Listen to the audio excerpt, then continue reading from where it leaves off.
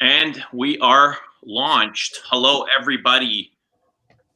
Galen, Thomas, welcome to the shit show. There we go. Okay.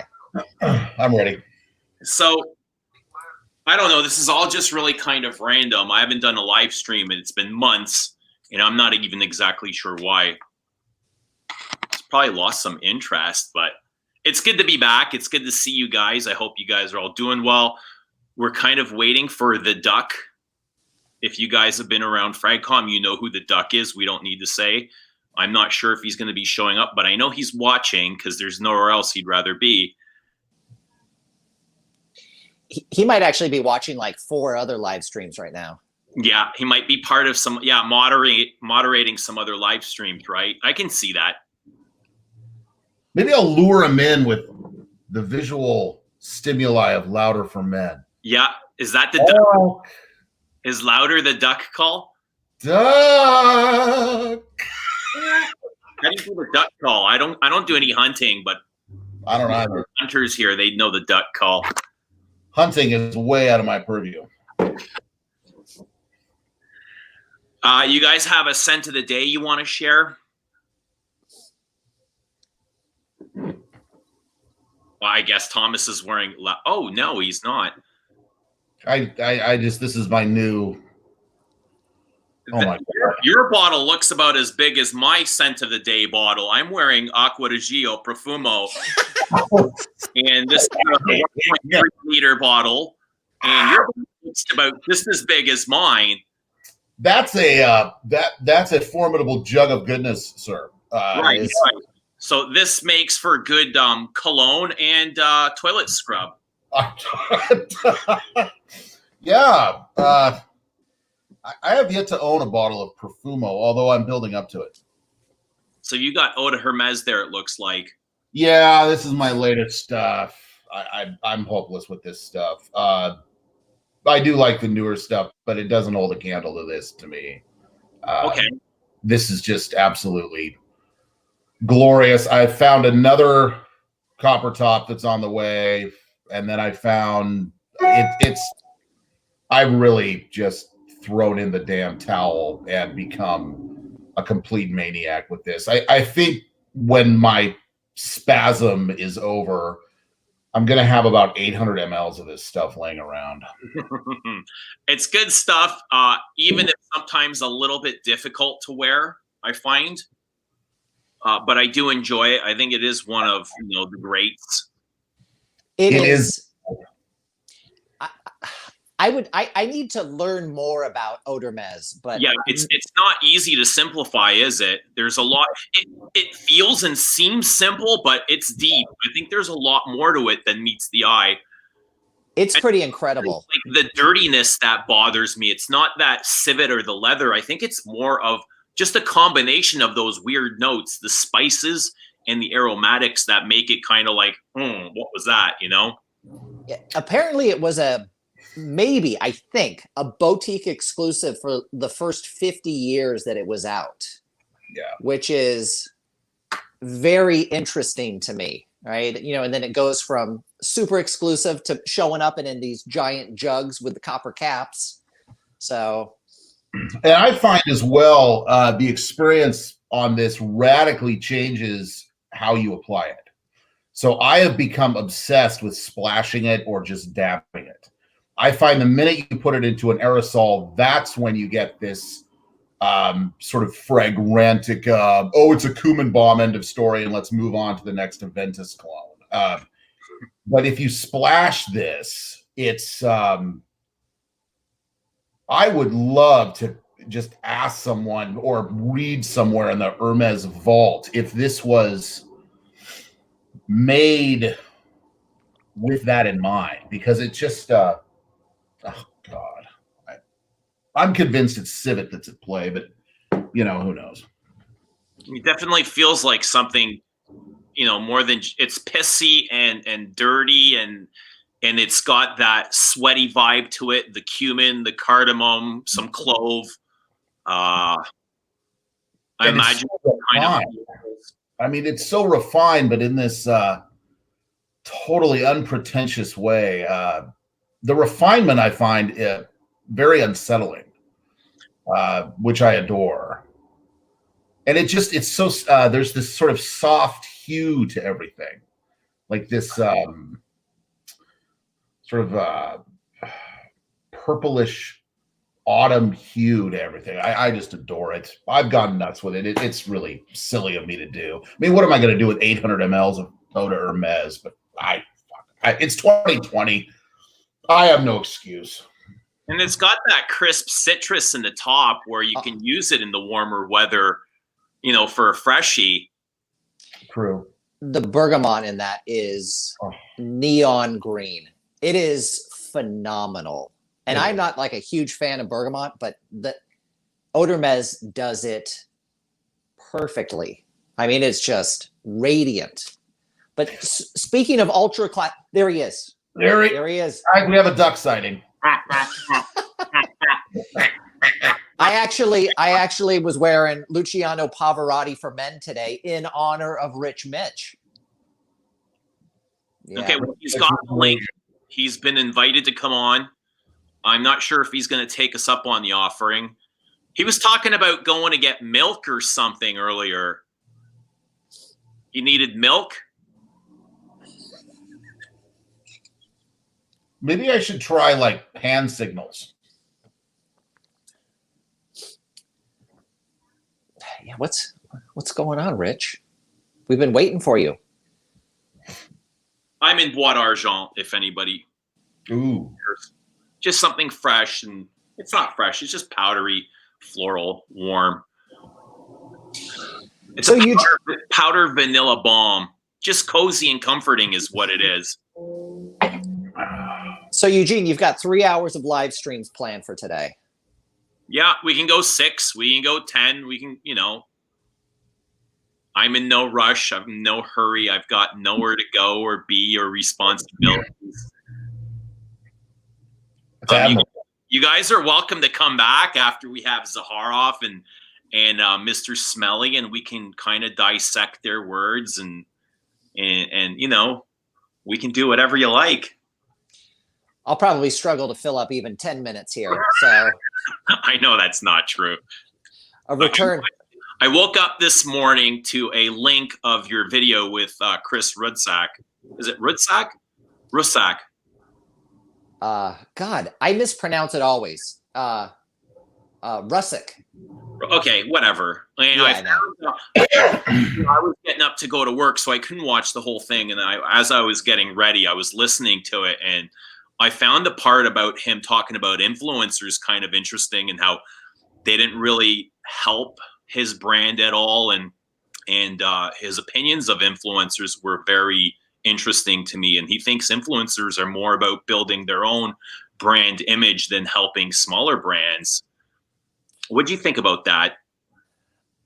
I think it depends. I know now I'm kind of like, you know, in the middle here.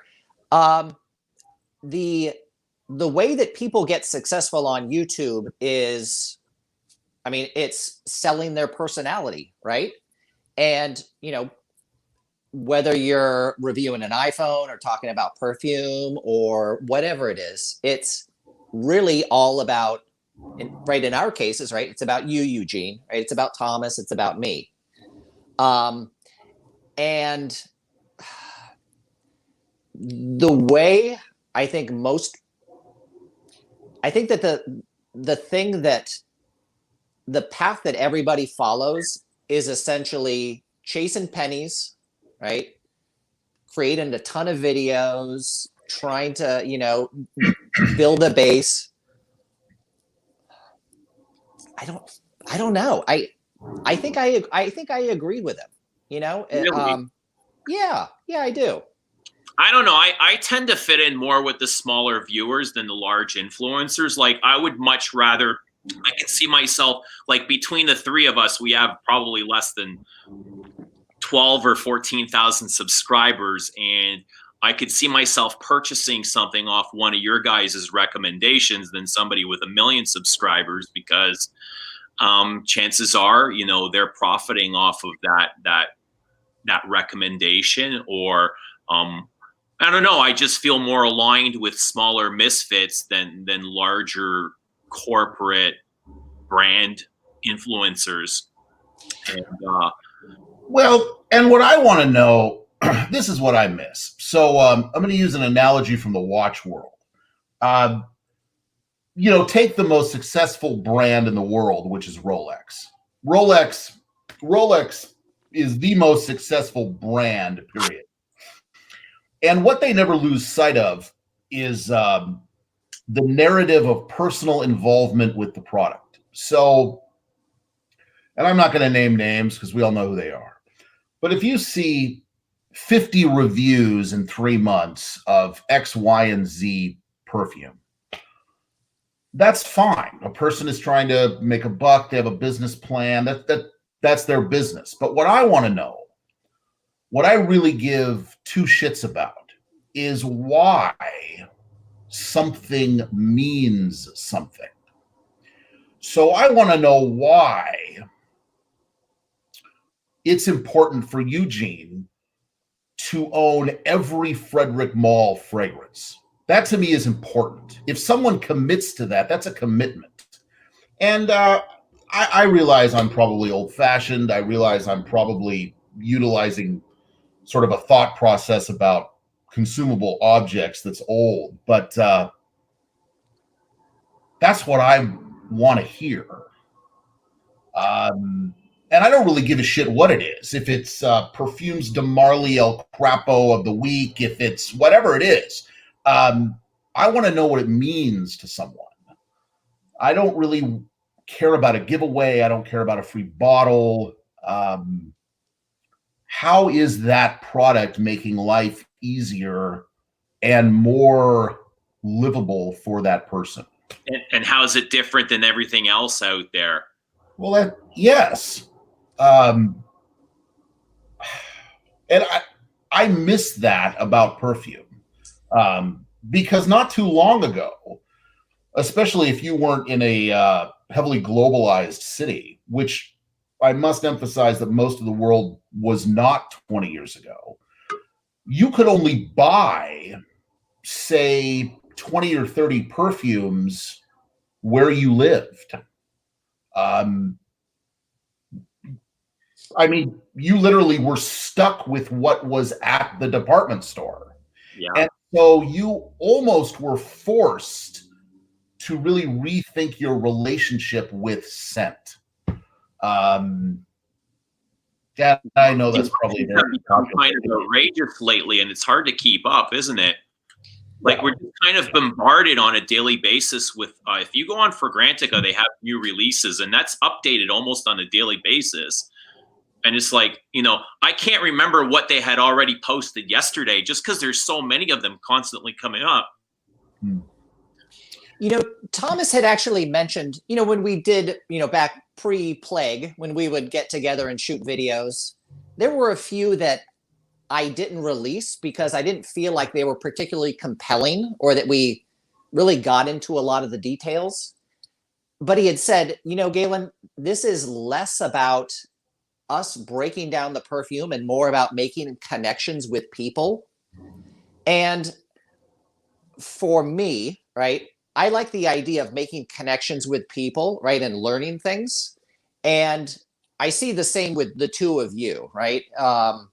I would much rather have 1,000 subscribers who are like super stoked on the work that I do than 100,000 who I don't give a shit about and that don't give a shit about me. So I think it's two different ways of kind of going about things. And there he is. I totally agree with you, Galen. Rich Mitch, is that you? Welcome, Rich Mitch.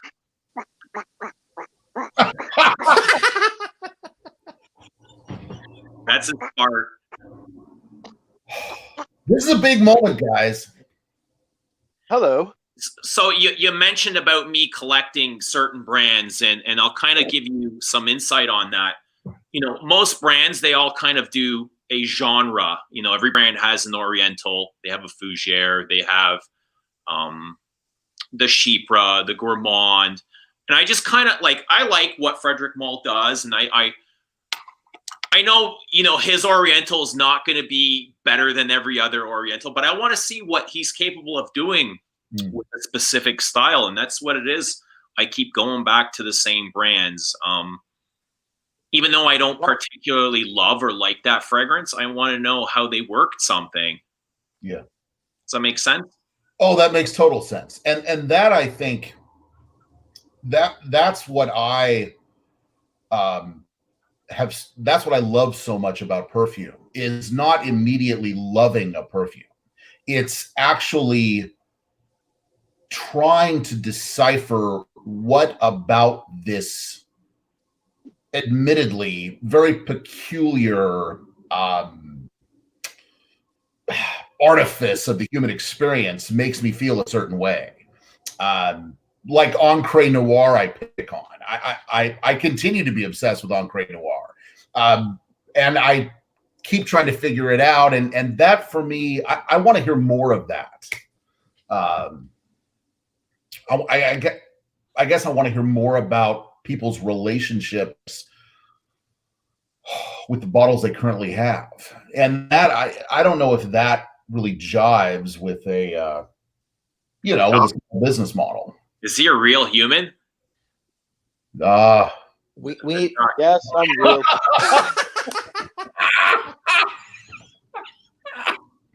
Come on, show us your foot or something. Let us know it's not. Show us your foot. Are they I'm wet? putting you in, you big foot fetishist. I'll tell you. I'll show you me hoof. Hold on, I'll show you me hoof. My Where's me hoof. hoof? You see me hoof? I'll show you me That is stuff. hoofy. Oh, good Lord. Enough with that. Oh my God, is he gone? Telling you, I've been trying to push that conspiracy theory that he's just a Russian bot. I've got a Russian bot. I've got a Russian bot. But I am here. I'm not here for long. So I'm sitting up, which is a struggle, but I'm all right. I'll show you me Pavarotti. Tell us about you Pavarotti. doing? You've been pushing this on me for months. It's And a patchouli. It's an old school patchouli gem. It's my scent of the day, and it's beautiful. What do you I think? don't know why. I don't Pavarotti? know why you won't. But I don't know why you won't have it. Are you scared? Are you scared you love it? You're scared of commitment? Am I scared of commitment? He's scared of commitment. He's Eugene, scared of love. Who doesn't want to smell like Luciano Pavarotti? Is that what Do you know the what? inspiration is? Sorry. Is that what the inspiration is? It's his. The inspiration. It is literally his brand. It's his I didn't brand. know that. Can you not see the shape of the bottle? Put us on full screen. It's kind of straight shaped like his body. That's exactly what it's shaped like. It's shaped like his body. He's a big unit. Kind of looks like a bigger dune or something from here. He's got a big torso, and then he's got his little head. It's better than the do you know the Bentley for Men in Tents? Yeah. You know those Bentley bottles. Have you ever seen them when you take the cap I'm off? going to just say yes. I've smelt one of them, and it smelled pretty good. If you look at it right, if you look at the bottles right, and then take the cap off, it looks like one of the aliens from Men in Black. It's got a huge, bulky body, and then it's got this teeny little square at the top, and it just looks like a little head sat on a huge body. You know, like the human suits that the aliens get from Men in Black. That's what it looks like. Pretty great. What else shall I show you? Show you this. Look.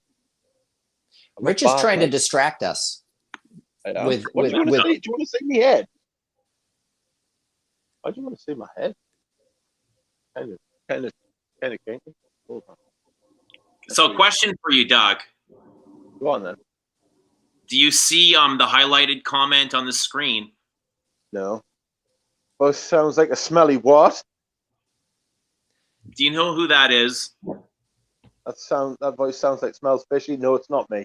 If it was me, I would say smells fishy. He's from Manchester, from the northwest. His voice, he sounds like Bernard Manning, who was like a comedian. He was like what they call the blue comedian from the northwest of England. And hold on a minute, I'll turn my camera on. I'll show you that. Oh, hold on. What do this? Everybody's waiting with bated breath. Kind of weird. No, that's not right.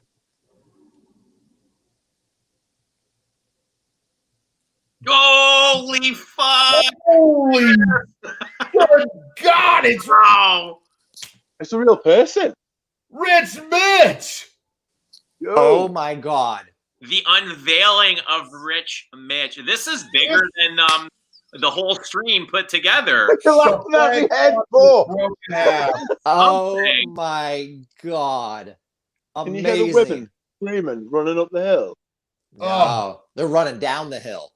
Running down the hill, that's They're right. running to the. Everybody's booking a ticket to the Midlands right now. That's I right. imagine Out in the northeast. were They're sure running away. Hey, good Lord. So now that can't- you've all seen Rich Mitch, what do you think? He is a beautiful bastard. That's right. That's right. That's when the doctor smacked us on the arse when I was born and got beautiful bastard. I am stoked. I love Rich Mitch. I love him. He's He's a lot more handsome than I ever imagined. Mhm. I just I never had any doubts. You of little faith. No doubts. That's right. I look like I put my head on upside down. I've got nothing up here, and I've got like face. Yeah, I've got a hairy face. But Hey, no hair on me. you guys know that I already said this like when we were texting, right? But that I would have left my mom's deathbed if I knew that Rich Mitch was going to be on Eugene's live stream. I would still do it. He texts us. You would still do it, even though now you've seen my face. Like in future, you would still like. Well, let's see what happens here. Hold on. yeah, Turning you back around. Hold on. that's it. There he goes, and he was gone.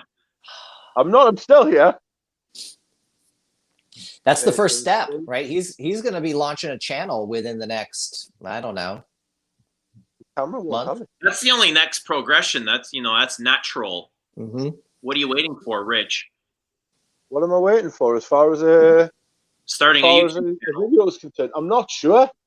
I don't know. I'm at the minute. I'm on a lot of medication, so like, if I'm not engaging with someone else, what I'm worried about is that I'll just like drift into Neverland.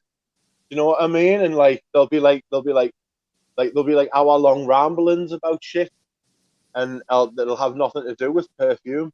And I'm a bit worried I'll go off in that direction. Plus, I haven't got a laptop. I haven't got like editing skills, or I haven't got a microphone. If I want to do it, I want to do it properly. Do you know what I mean? That either. Like I was just saying to these guys, I got a microphone, but I don't have the plug for it. So we're the same, Rich. We're the same. We're the exact same. I don't edit anything either. No, that's a good shot. I've noticed that. I have got a stream of consciousness, but I've got less ability to like keep on track. You know what I mean? I've got a feeling as well that if I wouldn't want to delete anything. If I made a video, right, then I wouldn't want to delete anything. And I've got a feeling my first 5-10 videos will be fucking broken. So I'm a bit. Sorry? I think when this COVID shit's over, we all need to mount up our spurs and head up to Newcastle and Yes, that's right. Come and live in the castle. Speaking of, we're going into lockdown on Monday, and yesterday after work, I went to the grocery store without realizing what was happening. I try not to watch the news, or it'll just make me mental.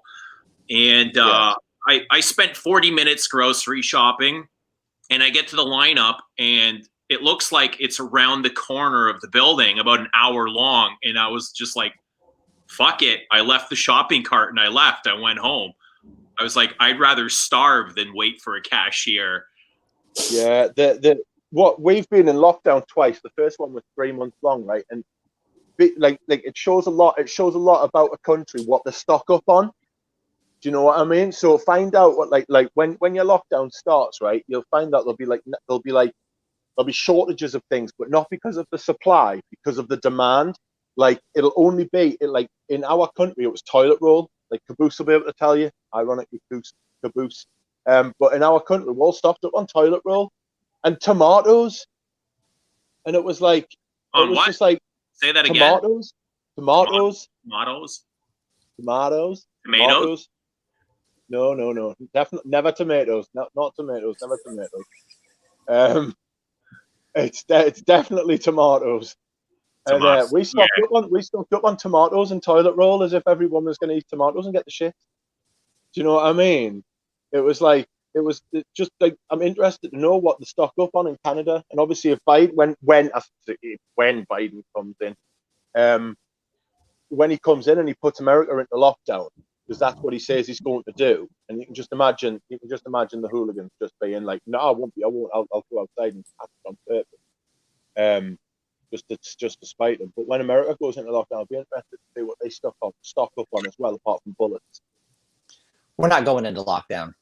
Do you think that you'll never go into lockdown? Oh no. No, We've given the thing up. is, that is a cultural thing. I say that is a cultural thing, that they won't do it. Yeah. Does it It's seem great. like Galen's more shy on video than he is in text? Because in text, he's constantly going off, and he's actually really hilarious. But when you put him on camera, he's just like, he seems a little bit shy and aloof. Who? I need Me? to get. I need Galen. Who? Galen. Galen. Like when I Well, read what- his messages, it takes me a minute like to figure out what he's saying. But when I catch on, it's like my stomach hurts from laughing. He's actually really funny. But you put him on camera, and I just see this. You know, he tightens up. He's shy. I'm with three titans. I'm with three legends. Three very big personalities. Oh, you're feeling a bit dwarfed there, Galen. Hey, and if nothing else, I almost feel like I almost didn't do this because I thought we should just dedicate the full hour to Rich Mitch. Like, I want to know more about this guy. Yeah, we can all just kind of mute ourselves and let him take over and tell us what's on his mind. Well, actually, I'm wondering if there's any questions here for Rich. God. What do they call it in America when you won't answer questions? Leaving the 69? You plead the fifth. Plead the fifth. Plead the 69. Rich, I actually do have a question for Rich about vintage. Go on. So Rich, you're always hyping vintage formulations. What's the story behind that? It's part of the. Do you know, like, a rabbit hole is full of like warrens, like not warrens, but like different, like you can go off in veer in different directions and stuff like that. What happened to us once was I went to, I think it was Amen, or it was a Creed. It was something. I mean, Creed's not the best one to base it on, or maybe it was the new Serge Dutons. Someone had like reconfigured their brand, and they'd like got new packaging, and they'd got new everything basically, right? And I was like, all right, yeah, cool, no bother. I bought it and I took it home, and I was like, you can fuck right off. I was absolutely livid. The state of what I smelled, I was like, and I understand now why that is. I understand now that it's because of like commercial stuff and stuff like that. But I just thought they just fucked it. You know what I mean? I thought it was just like, I thought that just like I felt like something had been taken away from it, rather than it being like I've been attacked, and I didn't like it. And also, I've always collected old things, and things that are rare, and things that like other people don't have. I think a lot of people who say that's not part of the aspect to it. That is part of the aspect to it for me. I have got something you don't fucking have, and it's not about money. It's about rarity. It's about something that's yours and something that's special, but also something you can, because what happens is that you find other people who are into that sort of thing as well, and they're usually of a similar mindset to you. So it's like a filter for like social interaction. You can find people who are like, and what happens is that you find there are other parts of that personality that are like yours as well. Do you know what I mean? It's a great way of like like getting to meet new people who you've already got something in common with. And perfume's such a wide spectrum, right? There's so many people. I mean, like you say, you've got all the bros, and the bros are on the march as far as Aventus and Bleu de Chanel, and Sausage, and fucking. Have you smelled the YSL one, the King? It's like they're not even trying. Gabbana King, right? Dolce K. K. Dolce Yeah, right, Gabbana right. K. It's like they're not even trying anymore. It's a slap in the horrific. face. Now It's not like absolutely, it's fucking detergent. Yes, it's worse than this. absolute detergent. It It's smells like terrible. Windex. It does smell like Windex. Let me ask Thomas and Galen, what are their reasons behind collecting? What is it that draws you in? What's the allure for you guys? I'll let you go, Thomas. Well, I'll come clean. If you were to see my quote collection, you'd think it probably pretty odd, as I have sort of my finger in a lot of pies. But because of my because of my, yeah, my youngest son has well, he can't travel, or at least not very easily, and so I collect because, frankly, I simply, especially with vintage, and here I'm going to get personal, which I try not to do, but perfume takes me places, and I physically can't go many places, even COVID aside, because my son has terrible epilepsy. So in order to travel, I rely on, these scapes. And frankly, and again, this is not very diplomatic of me, but I just don't give two shits. Old designer perfume, simply to my nose, smells better. Yes. It's that simple. That's not to say that you can wear whatever the hell you want. I don't care. But for me,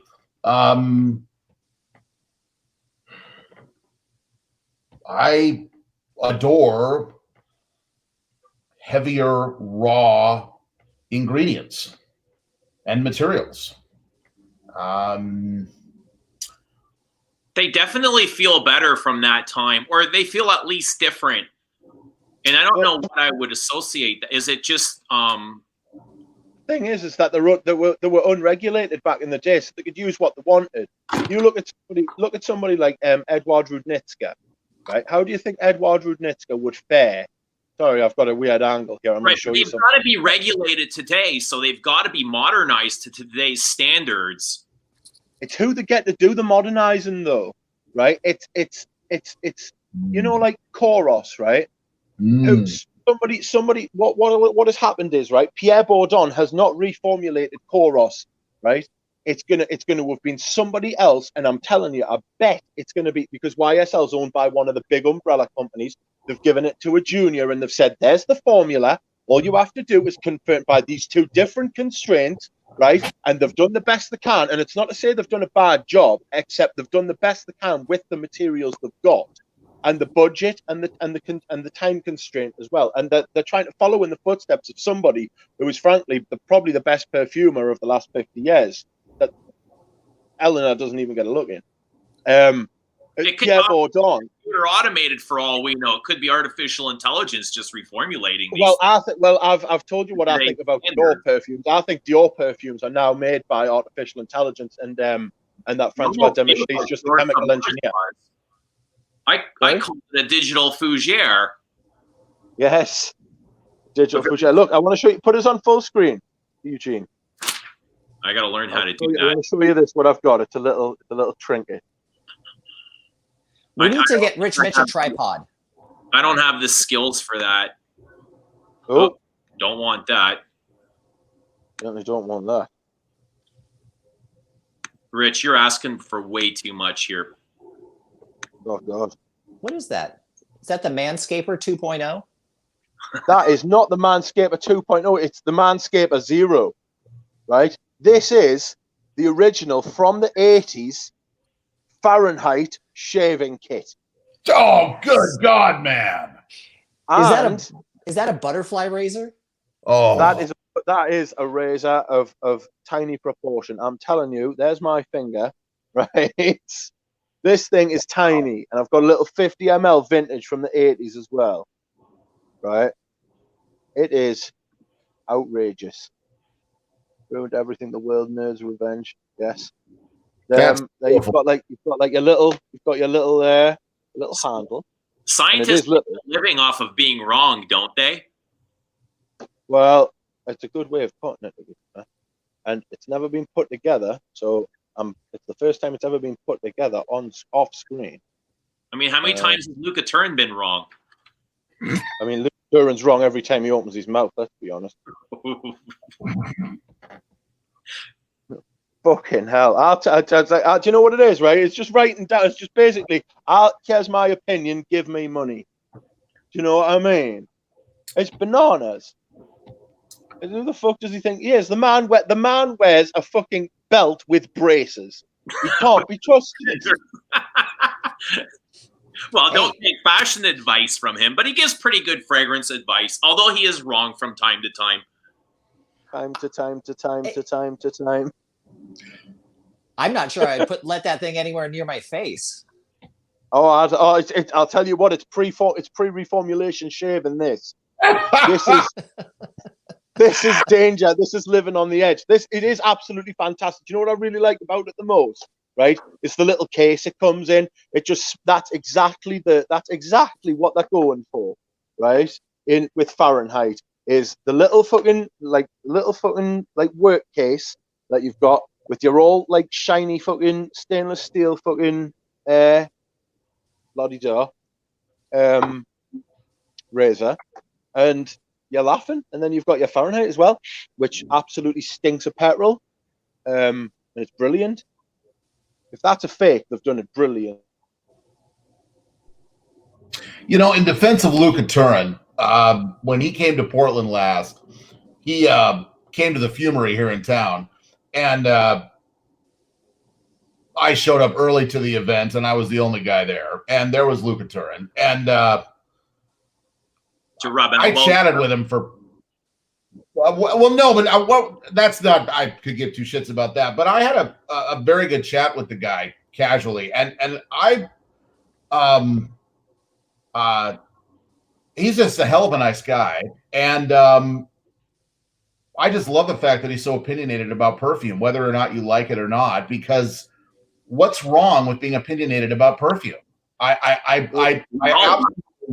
It's as if there's this sort of like generic disease in fragcom or in perfume in general that everything must be great. Well, I'm here to tell you everything isn't great. I mean, to me, there are scents that I think are shit. For instance, let me give you an example. I've sampled the piss out of Musk Ravageur. It's fine, but there's no way in hell I'm spending 290 USD on a 100 ml bottle of this shit. It's not that good to me. I got like 5 bottles of it. Now, Eugene has 5 bottles of it. Now, that's, so for instance, here's a lot. I love that you don't love it. That makes sense to me. And you don't need to love it. And we can still be friends at the end of the day. Exactly. And we'll hang out and we can argue it to death. And what's so important to me about perfume, I think, is that I may love it a year from now. Yeah. What nobody talks about is that perfume is patient. Perfume is slow. So Musk Ravageur may smell like shit to me now, but a year from now, who the hell knows? I mean, my God, I may give myself a perm and have some midlife crisis and start using the body oil. I mean, I've got the body oil and the hair mist. Time to book a trip, Eugene, Thomas. Yeah. Wait, Thomas, you said it smells. Does it actually smell like shit to you, or is not at all? No, it doesn't smell like shit. I just Well, I have myself to blame. I spent too long reading and internalizing noise rather than simply smelling. Mhm. So, for instance, let's pick another mildly hot topic. Roja Duff, A lukewarm topic. a lukewarm topic. So Roja Duff seems to have this sort of baggage attached with all his scents. So instead of people talking about his perfumes, what they want to talk about is the price, the image, and everything not related to scent. So what I did is I bought a bunch of Roja decants and I ripped the labels off them. I put them in my, I have a weekly sample bowl, and I mixed them all up and I let them sit for 3 days. And at the end of 3 days, I came back to them. They were blind, and I just simply sampled them as I normally do. I didn't know what they were. I didn't know the concentration. I didn't hear any noise. I simply asked myself a question. Do they smell good, and do I emotionally resonate with this fragrance? And every bloody single one of them smelled fantastic. I have to agree. And I think where Roja Dove comes in is where, Guerlain left off in the 70s and 80s, and they sold to Louis Vuitton, and they're releasing stuff like that belongs in a department store like Macy's or Shoppers Drug Mart. That's where Roja's taken over because he's familiar with the brand and he's familiar with the heritage, and that's a style that appeals to him and his fans. And I think he's really like one of the bona fide brands right now in that capacity. Yeah, Luca Turin basically. I'm not crazy about his prices. His pricing is outrageous. His pricing is totally outrageous. And again, Luca Turin eviscerates Roja Dove in all of his books. It smells like crap and blah, blah, blah. That's just ego, right? That doesn't really define what Roja is. Well, and also it revealed one of Luca Turin's hot buttons, and that's price and perfume. If you'll notice, most of his 5-star reviews, or whatever the 4 or 5 stars he gives, they're all under 200 USD a bottle. Right. So my question for, there's I think something to interview Luca Turin. I'd love to ask him that question. Is why is that your hot button? And that, I think, can lead to very productive discourse because it all informs sort of how we, approach this hobby. I think it's kind of unfair to discount a perfume based on its price. Pricing is very subjective. Totally. I don't think it's unfair to discount a perfume because of its price.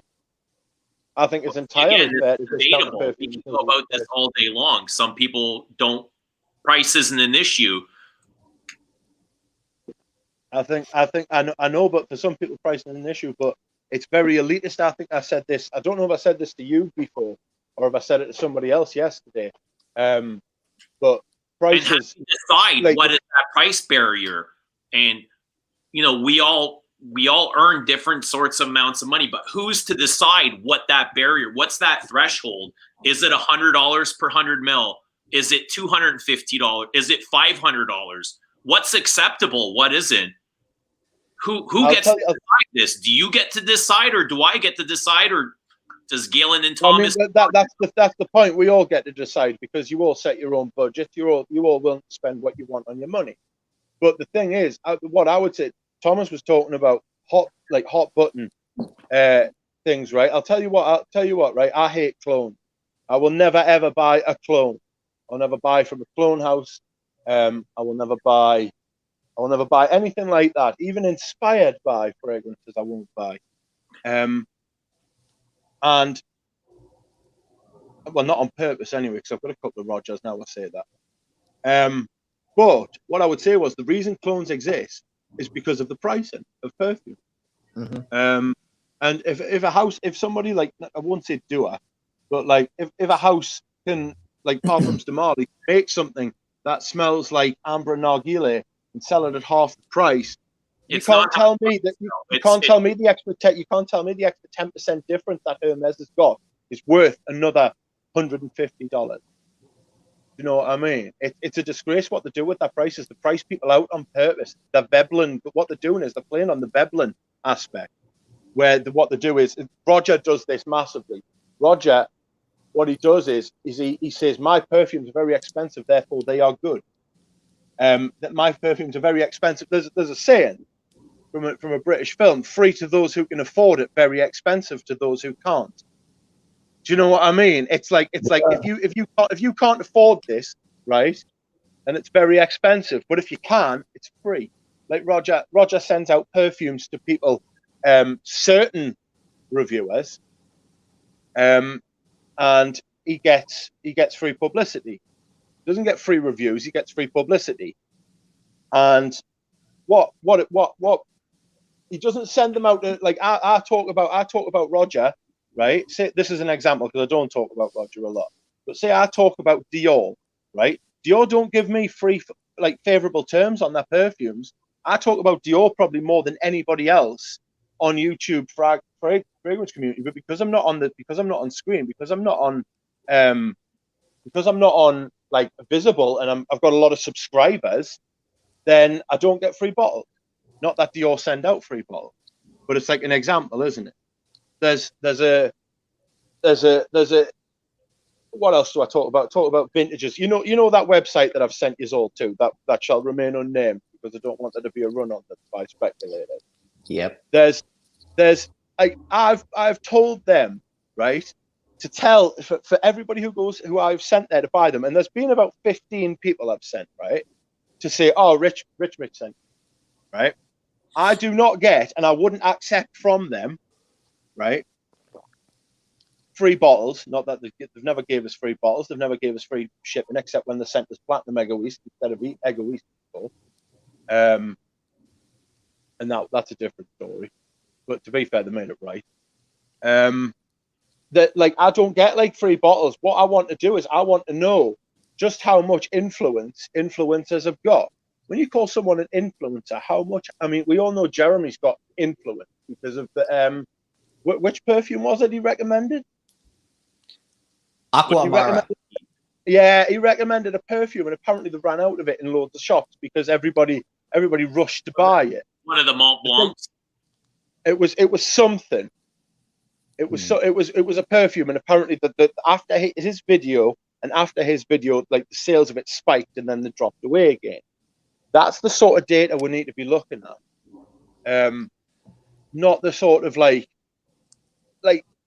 I've lost myself. My original point was that clones are theft, but at the same time, that clones are theft. Clones only exist because of the perfume houses themselves. Chanel put their prices up 10% every year.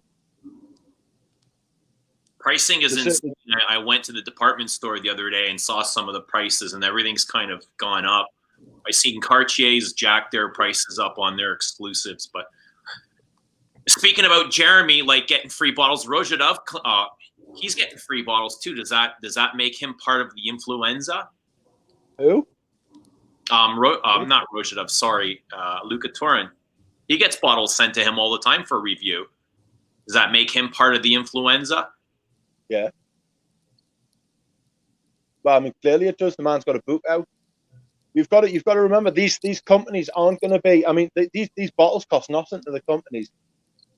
Like, I mean, they're getting a lot of advertising. They're building a lot of hype. They're manipulating YouTube and Instagram.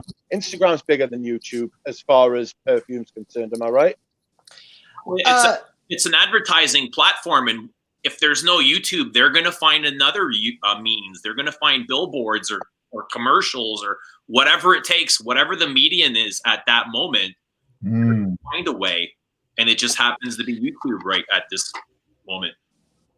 Santos. I think vintage. Eugene, you were asking about Santos the other day. This is the original. Yes, it is. Good Lord, man. I can't wear that now. Oh, too many memories. This is the thing is I've bought the original, not the original Santos. I bought a modern Santos just before this arrived, and I smelled it and I was like, oh, it's quite nice. No, sorry, I say it's quite nice. It is nice. It's a nice perfume. it's a powdery, ambery, like soft, and it's got a little tinge of something at the top that makes it a little bit like sort of different. And what's happened is in the old one, sorry, it's an absolute beast. It's completely different to what it is now. It's when people say muted, it's literally perfume. They get gutted, they get hollowed out. They're like the shells of the former selves. They're like it is literally, if you imagine like a perfume's like a bowl of cornflakes, right? When it's first made, and it's got all the ingredients. It's got the bowl, it's got the cornflakes, it's got the milk, it's got the spoon, right? And then you eat the cornflakes. You're left with a bowl and a spoon, right? And maybe it's like a cup of cornflakes floating around at the bottom and a little bit of milk residue, right? That's modern. That's what modern reformulations are like. They simply don't care enough. What happens is that the people, they get you interested in something, and then there are types of customers, consumers, who will just go back to that perfume all the time, and they'll notice a little difference when they buy it one day. They might get a little bit miffed, but they'll keep wearing it and they'll be like, nah, it hasn't really changed that much. And then they'll just keep buying it forevermore. But if you're really into it, it depends. Like, that's what I say. I don't think influencers, as Mickey is going, right? Influencers shouldn't be sent bottles. They should be sent samples or travel atomizers. And then let's see which bottles they end up having on the shelves behind them, right? Like well, hang on. From New York, like people from New York. Let's see which ones actually then, once they've used the atomizer, think, I can't live without this perfume. I must now go and buy it. Hang on. I got something to say about that. I don't show samples on my own channel, like for my own reviews. I like to show the bottle because I like the bottle. I like the packaging. Yes, but when I you're like sent, the bottle. I like the packaging. When you're sent samples, Eugene, you show those, right? You've done sample reviews. Have I? Yeah. Of what? You've done samples of January Scent Project. I think you did some Arige L'Adore. So okay. Yeah. You can't review from a sample. But what the point I'm making is, right, is that if you get sent a free bottle, right, you've got a whole bottle. There's 100 ml of juice there, right? Now you don't need to worry. About running out of it because you've got a massive perfume collection. You've now got that scent. What I'm saying is, if you get sent 5 mils of something, right, and you really love it, right, then you will go out and buy a bottle because you really, really love that perfume and you want it. And then in your video, you can say, I like this so much, I put my money where my mouth is and I bought it. Max 40 cannot say that. Stephen from Red Essence, unfortunately, cannot say that anymore. Various British, I mean, they live on the same island as us, so I'm probably not going to name them, but they know who they are, Chris. Right. And frankly, Dan gets sent a lot of free bottles. Although Dan is in the same wheelhouse as me. You use the word wheelhouse. He loves his vintages and stuff like that, but they get sent a lot of free bottles, and they give a lot of free publicity. I mean, what's a 10-minute review? What's a 5-minute review? You know what I mean? Like, for a free bottle, I need to see you spending money. I need to know what your priorities are in perfume. Look before you. You see my priorities in perfume.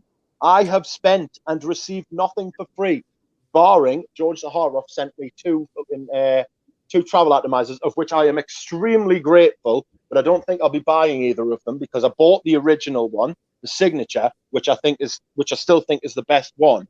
But he did send us this amazing little couch. George, me showing this on here is going to cost you £50. Now, this pouch and these travel atomizers, these are quite good. I quite like these. I haven't fully. One of them's the Royale. This is what the brand should do. George has done here what the brand should do. They should send out travel. This, oh fuck knows, George, what size is this? It's got to be 5 mil, 7.5 mil. 5 mil should be what we should call the industry standard for YouTube and Instagram and other people. And then if they like that perfume enough, they will use it, and then they will go out and buy the fucking perfume themselves, right? Yeah. Sounds really angry. All right, I've got 2 minutes before George comes on. Galen, quickly give us your attachment to perfume collecting before I let you guys go. You know what? I do not have the OG Serious there, but I will look into it. I might be able to sort you out with a bottle if you're interested. Lyndon, how are you doing?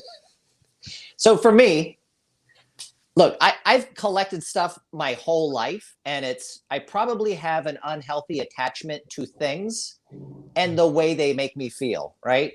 They're a substitute for other things that are missing in my life, right? And I've done it with records. I've done it with, I've certainly done it with perfume, but I think at the end of the day, right, it moves me, it inspires me, right? It takes me to places or evokes emotions that I guess I don't really get in other places. So yeah, I would not talk about this stuff. I wouldn't shoot videos. I wouldn't be here if I didn't love it, right? And so so is YouTube a byproduct of your love for perfume? What comes first, perfume or YouTube? Because somebody once said to me, YouTube is your job. And I'm like, no, it's not, motherfucker. Perfume is the first love. YouTube is a product of that. I don't need to do YouTube. I can quit YouTube and I'd still be wearing and buying perfume. I would consider YouTube to be a vehicle of expression and creativity. And even if you're cranking out 5 videos a day that are total fucking garbage, people are still expressing something, right? A piece of themselves. I usually don't watch those things, right? But it's just a way of being out there in the world. And I think a lot of this talk about influencers, there's an easier, softer way, right? Which is try to build as many people as you possibly can, just churn through this stuff, try to trick the algorithm. That doesn't bring me much joy, that idea. I mean, like, at its essence, I could not do that, right? So I'd rather just sort of do my own thing. There's something beautiful about growing your channel organically, isn't there? Yeah. Yeah, I mean, and I do think I think the channel thing is secondary to my love of perfume. And I would just assume, I'm older, right? I'm a grumpy old guy. So I don't really, this is not a job, this is just a love. And as long as I still love it, I'll probably still do it. Right. Yeah. And I feel the same way. Yeah. It's just nice to have friends. It's nice to have peers who are interested in the same thing. That's what they say. Well, I mean, that's what they say to like addicts after they've become addicted. You go to support groups. I've been referred to a pain support group for other people who have got the same condition as I have, and it's about having a common interest and a common goal. That you all like, you want to say like believe, but you all feel the same way about something. That's why churches are so successful and have been for thousands of years. It's a bunch of people who would never meet up under any other circumstances, except they all believe in something similar. Do you know what I mean? And it's the same with perfume. Perfume is like our, I don't want to say it, but you know what I mean? Perfume's like our thing, and YouTube is like the church where we go to celebrate it and be with other people who like it. Do you know what I mean? It's like a feedback, like our little group that we talk about. It's nice when you can read the conversations going on, and you can see like different things. Even though you like branch out and talk about different things as well, there's always something that finds you. And last comment, just building off of that, Eugene, and then I'll drop, right, is I think that what makes this so special, especially what Rich just talked about, is that when I have somebody step in front of me and say, I am going to sell you something, I just tune out, right? I just don't care, Yeah. Like I don't want to be part of that group. Yeah, exactly. Fuck them. That's exactly what I get. It gets my back up when people try to push things onto us. And I totally agree with Galen there. I just he says tune out. I would say punch him in the face. Because it's just if I want to be sold something, I'll go somewhere to be sold something. Well, that's why you don't subscribe to the sellers on YouTube. I just don't engage with them. And if they don't want to hear this, or if they don't want this energy that I have got, then they shouldn't come near us. Zaharoff. Look at him. Gorgeous. Look at him. Magnificent beast. Hello, gents. Hi there. Hello. Hey, tell you what, How are you? I'm gonna sign off. You know what? It's George's Yes, hour. I should go as well because I'm going to take up all the space. Thank you. I'll be back on later though, Eugene. Thanks for coming Can on, you guys. hear me? Thank you. Thanks, guys. All right. Can I just say something before I go? I'm having a Hawaiian pizza, and if you've got a problem with that, unlucky, bye.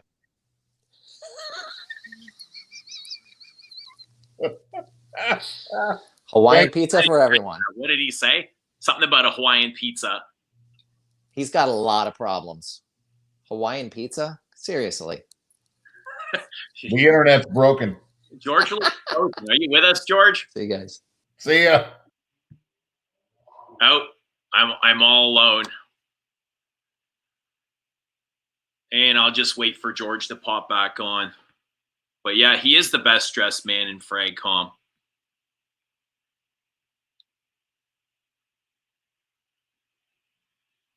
Oh, a lot of fun sitting with these guys. Thanks for coming on. I did enjoy that. It's been a while since I've streamed. But there's been a lot of streamers lately. George, welcome back. Hi there. How are you? I'm good. You're looking fantastic. I'm trying to. There you go. You're in clear now. I'm sorry about that. Oh, no worries. How have you been? Good, good. Thank you for having me. Anytime, you're more than welcome. Thanks. How have you been? I don't know why I'm nervous. Everything okay? Yeah, can you see me okay? Everything's fine. I see you. I hear you. So I'm assuming everybody knows us. Everybody knows you hear George Zaharoff. But for those that don't, tell us who is George Zaharoff. Okay, listen, I'm going to log off and I can't hear you. Let me log off and on, okay? Okay. All right. Having some technical difficulties. All right, drop your scent of the day in the comments.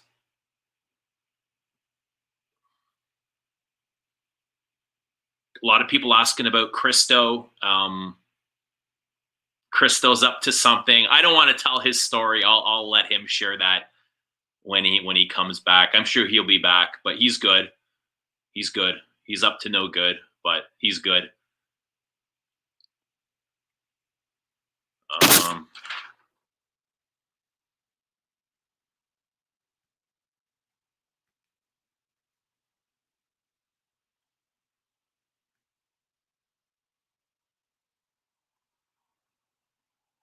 Oh, is he in the stream, Christo? See a lot of people saying hi to Christo. I haven't seen his comment.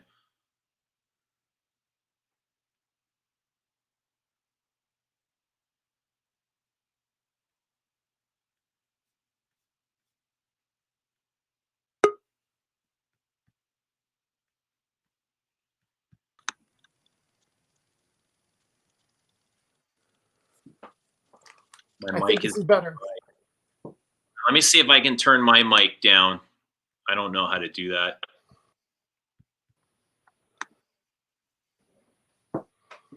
Is that better?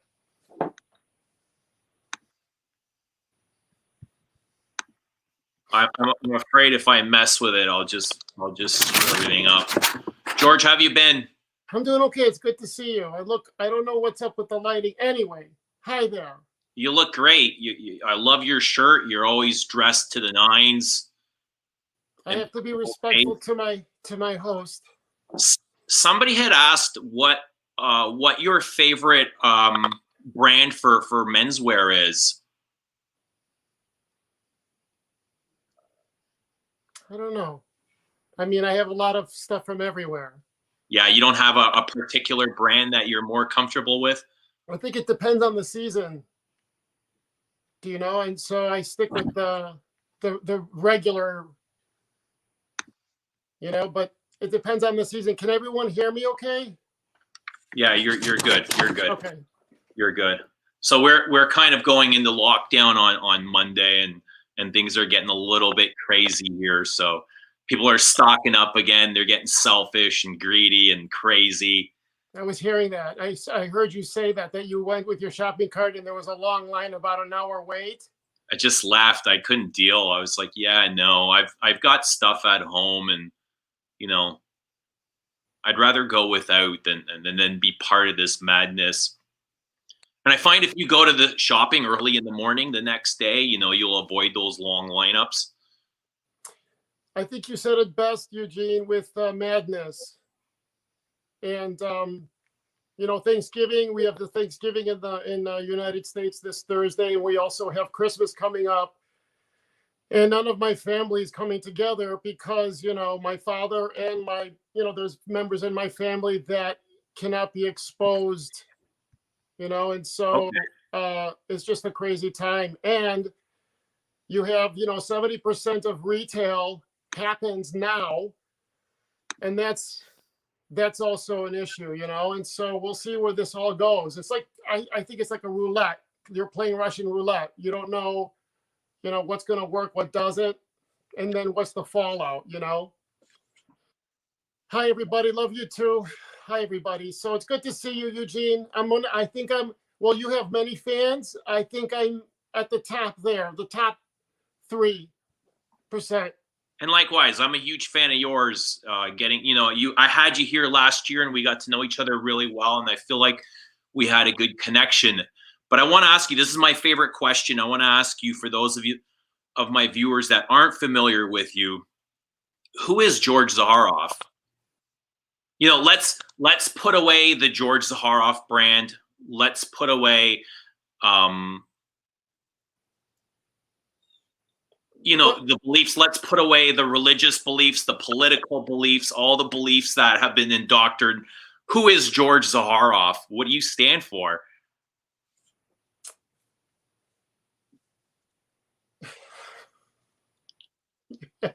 You asked me this. So how about this? Whatever it is you want to say. So what you There's no right or wrong answer. Of course. And you know what, Neil? It's okay, because I think a lot of the individuals that I interact with, yourself included, do you see a difference between what you see now versus when we're having a conversation offline and just having, and talking things through?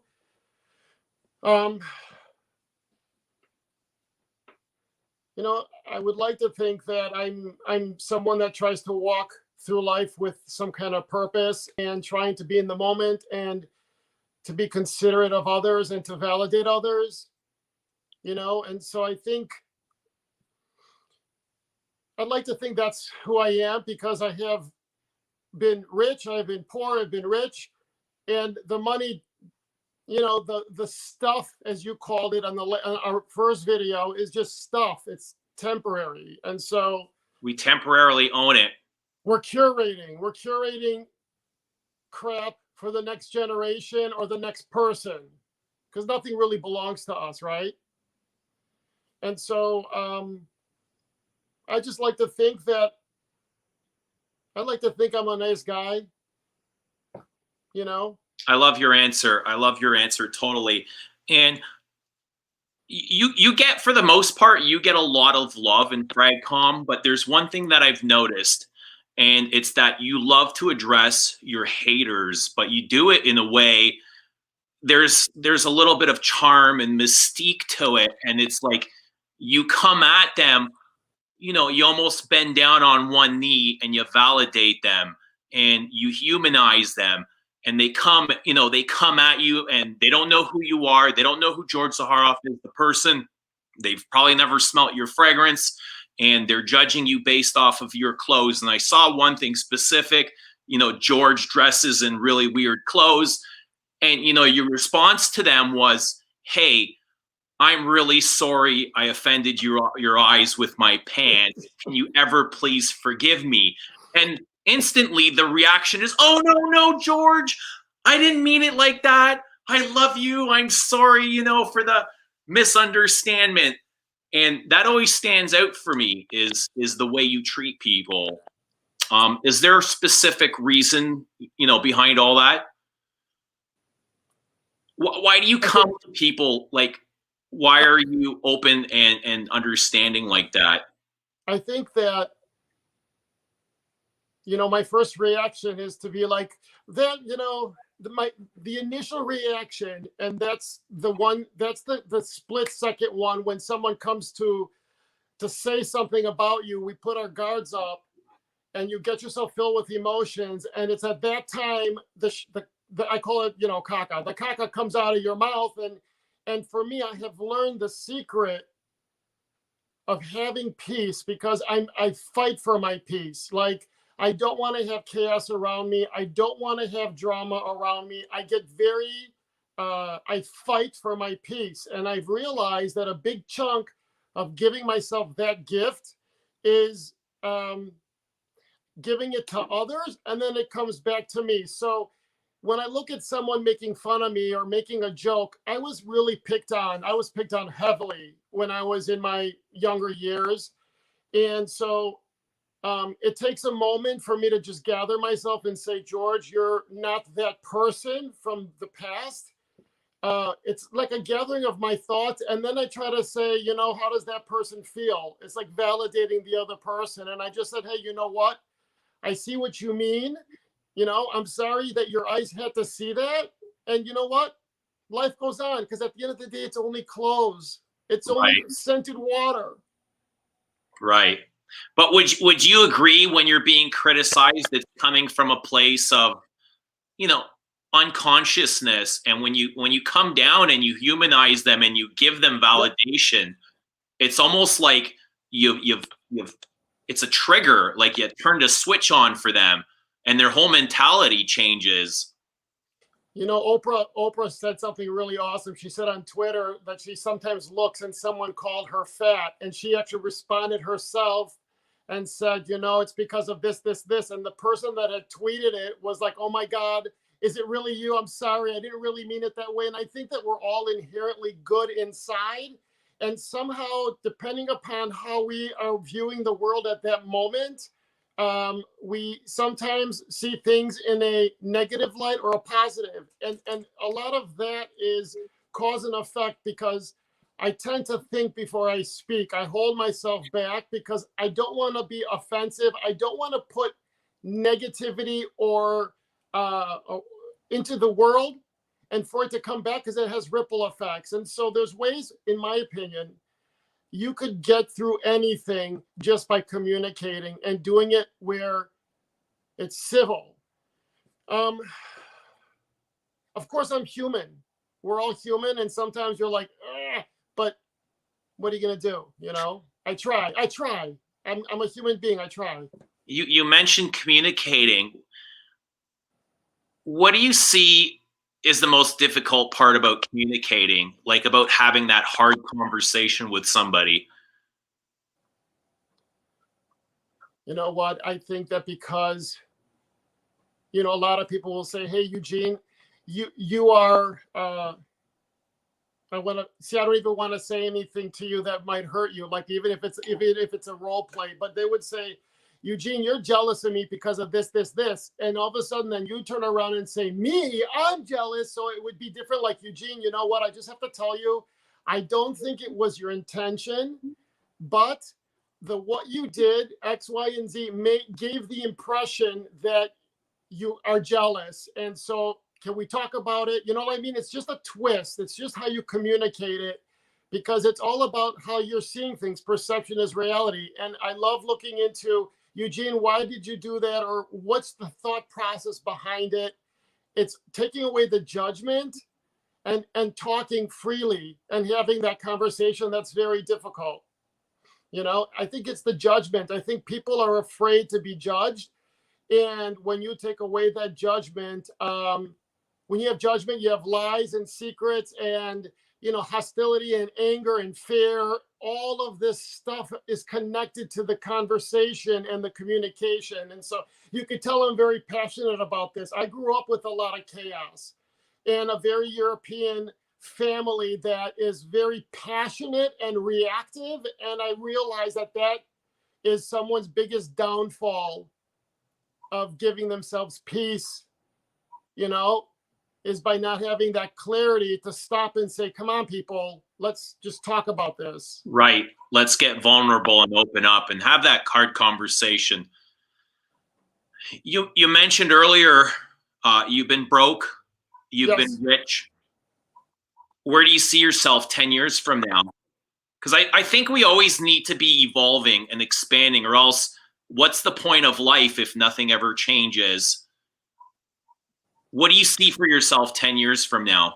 I think as I get older, and I'm at that age now where I'm not young and I'm not old, I'm in the middle, and I'm sure everyone is like everyone in our it's funny because I was driving and this morning to get coffee, and I was thinking about epochs, like there's a time for everyone and for their experiences. Everyone has a story on this earth. We've come down here into the physical to have some kind of experience, and we all have a beginning and an end, and this is our time. We're here doing our thing. I'm hoping in 10 years, what I wish for myself is what I wish for you, for all of us, is, to have peace, to have good health, to have enough where it's enough.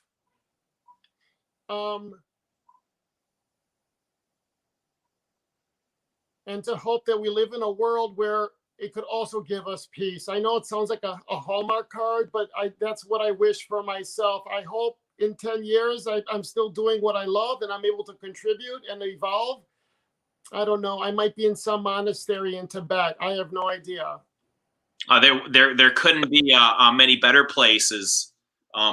When you mentioned monasteries and stuff, are you working on yourself? Are you doing meditating? How are you coping? Are you exercising? How are you taking care of yourself? Do you have like a regimen? I don't have a regimen. I still get up and I go to the office because I would like to have some kind of schedule. And then I'd like to come and try to just lock myself off and just give myself a moment or two. And so I do meditate.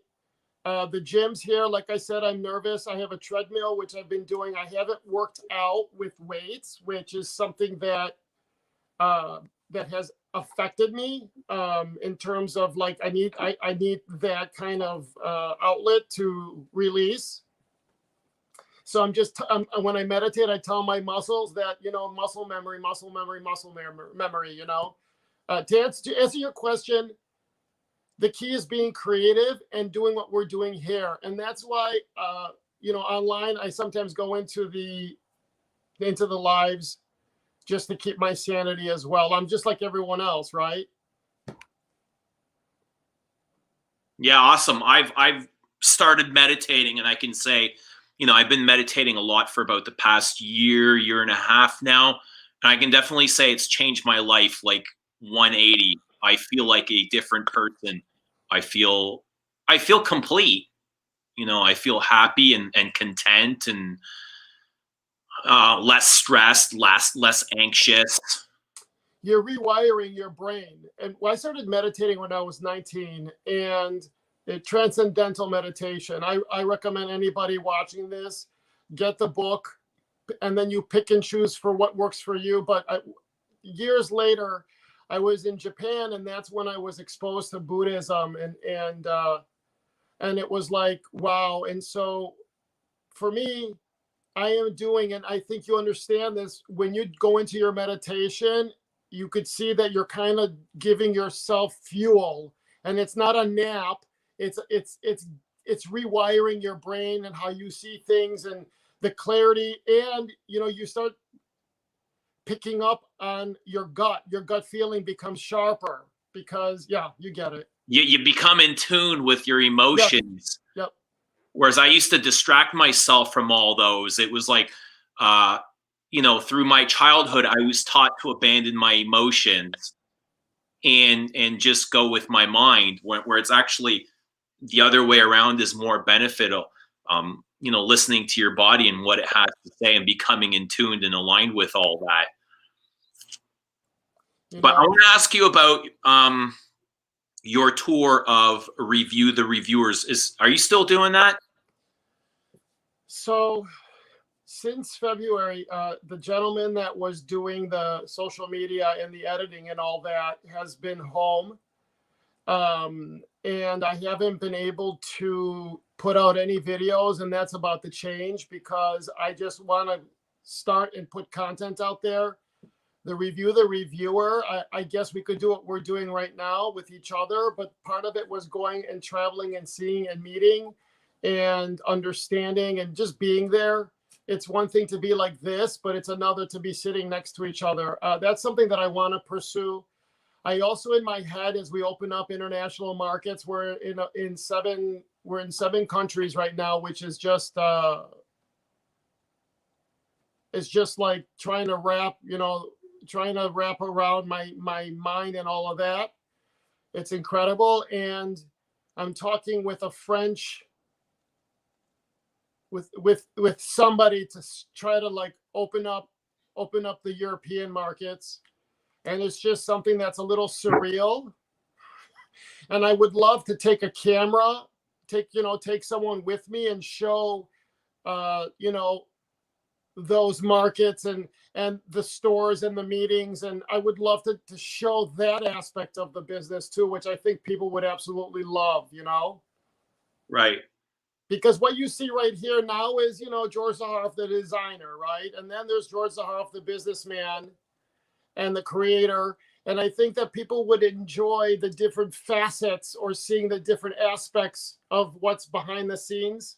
I don't know, I'm just thinking out loud. Right.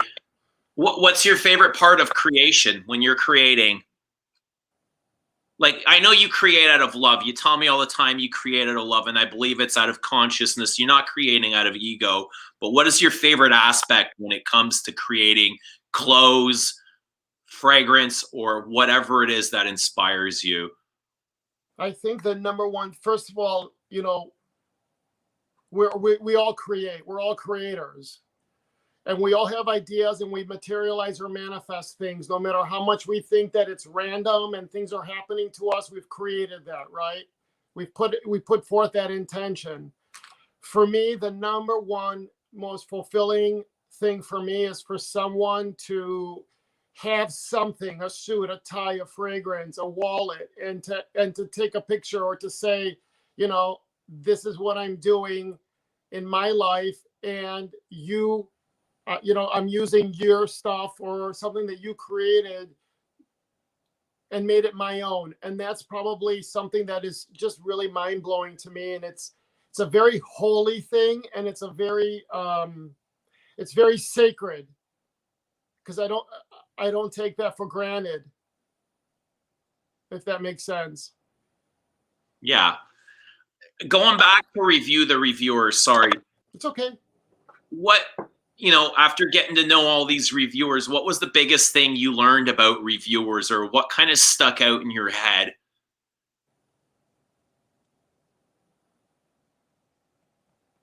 And you can take this in any direction you'd like. I think that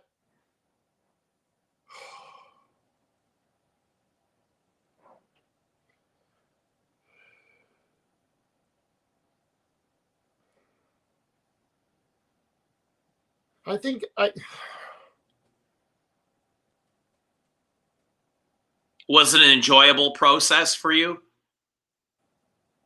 Yes. And I'm very blessed, and I enjoyed meeting everyone. I think the hardest thing for me was I come from a world where you have to look at things objectively, and the only way you could get excellence is by looking at something and tearing it apart and try to do better and be better. For me, that's excellence. And I come from a world where I'm sitting with the Nordstrom or a Neiman's buyer, and I'll be like, because I'm always full of ideas. And I'll be like, I'm thinking of doing this, or maybe I could do that. And they'll be like, you know what, Chanel tried that last year and it didn't work for them. And it's not like, Chanel's going to call Nordstrom and saying, why did you talk smack about me? Are you telling George Zaharoff that we did something? And so it's all about pursuing excellence. And it's so cutthroat out there that there's no time to make errors or go through a learning curve. And the only way we do it is by learning from something that was already done. That's why they do case studies at Harvard, is to learn from the mistakes of the past. And I think for me, that speaking freely, or to see something and say, you know what, that doesn't, I don't know, I saw, am I making sense?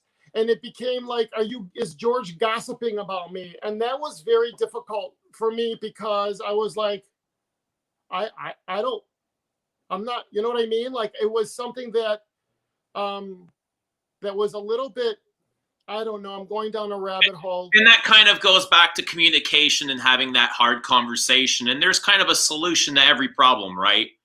Of course. Of course. Like the intent is pure. The intent is to do better and be better. And so I think that I enjoy meeting everybody. I love everybody. I enjoyed it thoroughly. I hope that answered a question. I didn't. Yeah. As an enthusiast, I really enjoyed watching those videos and getting to know reviewers on a more personal level. I thought it was an excellent idea, something we haven't seen before. So I'd really like to see those continue on your end. I would like to do that too. Once we start traveling again and moving and shaking, that's what I'm hoping for, and so, yes. Eugene, you guys, look how handsome Eugene looks. Look at that. Look at that face. And he's got that mirror behind him. He looks like a saint. Thank you, George. From the, what is it? The Art Deco saint, because of the yeah, it's got kind of an Art Deco pattern to it. Yeah. I love my mirror, and my mirror loves me. That's all ego, though, right? It's okay. I mean, we're born in the flesh. We're not floating around as ghosts. Right. So we got to like some material stuff. I'm looking at the comments, Robert, all these people, Serapio, Rich, Neil, love you guys. Let's go back to how long have you been creating fragrance? Your original Zaharoff came out what, in 2000? No, 92. In 1992. It was with and I look back and it's unbelievable. So I went to Nordstrom with a clay and a little wood cap and one of these. And I just, I had doing fashion in Milan. I was in Milan doing women's clothing, and I showed them the sprayer, and Nordstrom was like, "Don't go anywhere, we want it." And that took take it like that. Yeah. And so I got in the car and I'm like, I think this is going to change a lot of things for me. And it did. And so, yeah, I've been doing this a very, very long time. So it's changed quite a bit. 1992 was almost like the vintage era. You can still use a lot of naturals. Everything has changed. Everything has changed from the process of selling in, because at that time, because we had done a business plan, I had done a business plan back in the 90s, and it was the top 10 were Estee Lauder fragrances. And now you look and it's a whole different world right now. And everything is different. Everything is different. Retail, bricks and mortar, online, and it's constantly evolving. And it's crazy and it's beautiful at the same time. Stefan wants someone to do a naked review. Listen, Stefan, if you want me to, I could fly out to the West Coast. If you want to undress, I promise I won't look. And Stefan's always, you he's can show always, you all your glory. he's always hoping for naked bodies. I love him. He's like a young, like a young son that you want to just protect. Yeah. Oh, Eugene. What do you think about the pricing in fragrances right now, current modern day pricing? Like I went not shopping, but I went sniffing the other day and I seen everything's gone up, especially from the designer brands. And I was kind of like, wow, you know, these prices have just gone up a year and a half ago. And now during the middle of a pandemic, they're still raising prices on luxury items, on crap that people don't even need. It was a little bit disheartening, I'll be honest. I think the boardrooms of these companies, because they're all massive companies, they're seeing that their shipments have gone to hell, that, you know, that they can't even compare last year fiscal to now. I think that they're all negative. I think they're sitting on a huge amount of product, and they're trying to, I'm thinking, this is just my opinion. Okay. And I think what they're trying to do is look at the sales and say, well, if we increase the price, we sell less, but maybe we could continue keeping the numbers that we have, or to mitigate the damages or the bloodbath. And you know, I had a meeting when I met with the perfumers, and I said, you know, guys, is there another level of oils that we could use that is far superior? Because in the clothing business, there's different tiers of buttons and threads and zippers and cotton and cashmere. You know, you have the cheap cashmere, you got the expensive cashmere. And I thought, is there a tier of the best oils? And I'm not tooting my own horn. I'm just telling you what Mon had said. And they go, George, you're using the top quality fragrance. And I said, well, then what the heck is this $1,000, $900, $500 fragrances? And I'm being very general, so I don't want to hate on anything.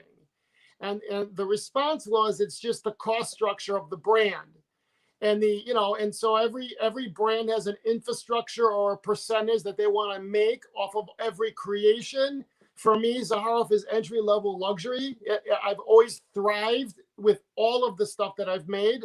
To go back now to circle to you, I think that fragrance was something that someone could purchase to as an aspirational. I can't afford the $5,000, Chanel bag, but I'll buy myself a bottle of Chanel No. 5 or whatever. And if it's increasing, then are you locking yourself out of the market? Are you allowing that person to be aspirational?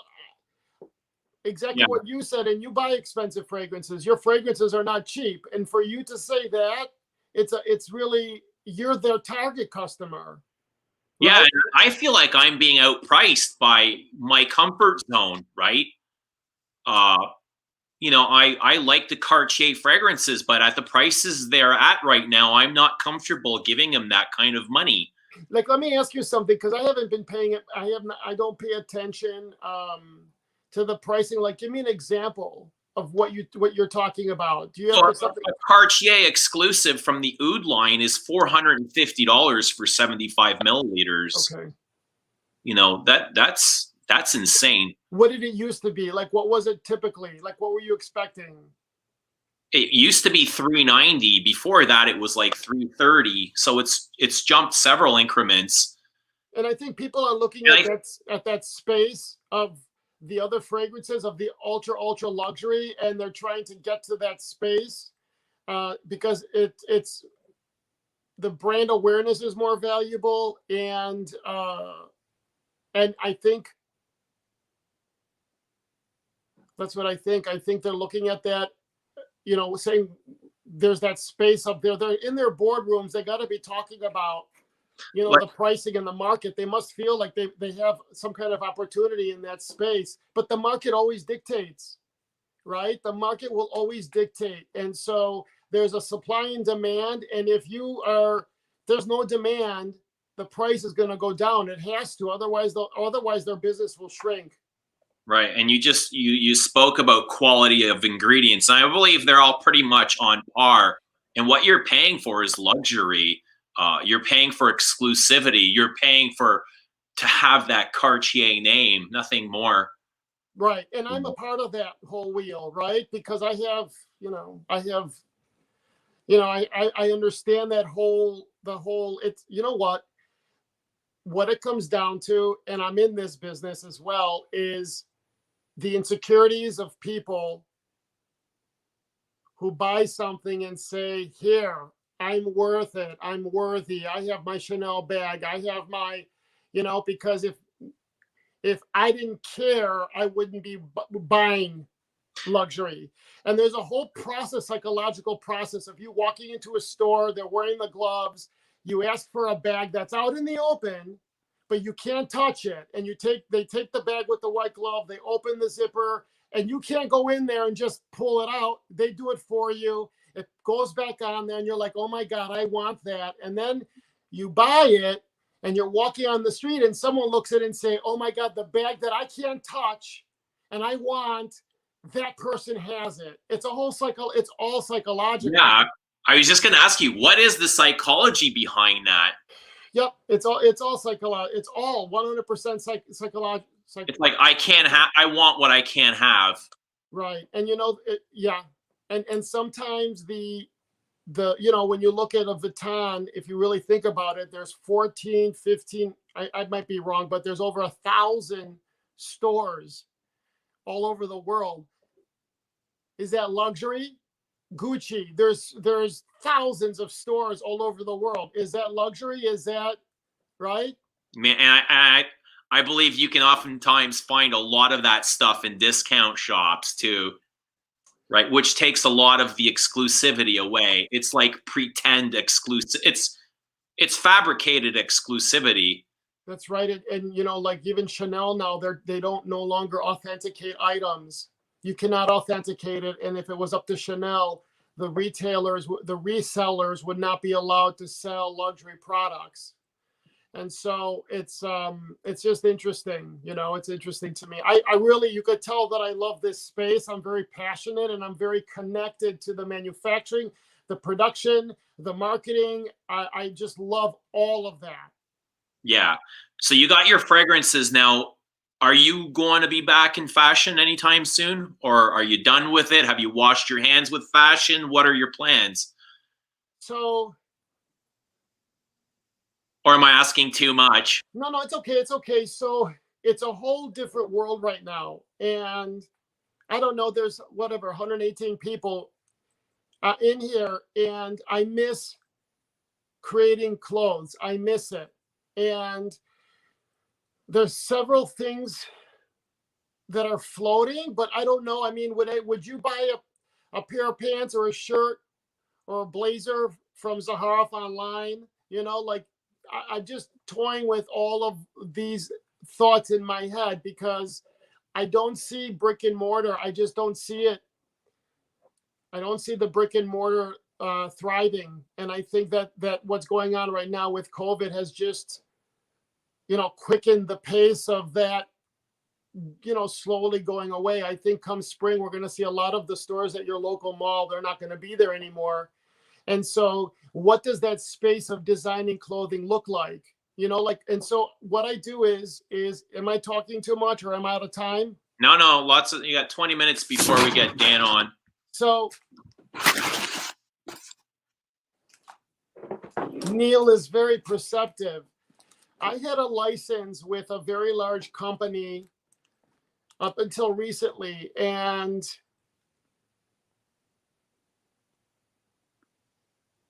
so I was left to sort of to gather the thoughts and say, okay, what's next? What's the next cycle? And so what I do is I throw the seeds to the ground and I play to see just ideas and see what grows. And so, for example, I want to do a collection of, I don't know if you guys can see it. Yeah, print. So I want to do a small collection of accessories. And it's a very, especially during COVID, it's a very tedious and expensive project to do. And so, but like, for example, this, I see this as being too small.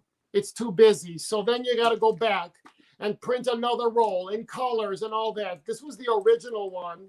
You want to see this? Yeah, for sure. So this was the original pattern versus this. And then it became this. So this is the final, which I think is a lot better. And so I think this is it. And it comes in a million colors. So I think this is going to be the new.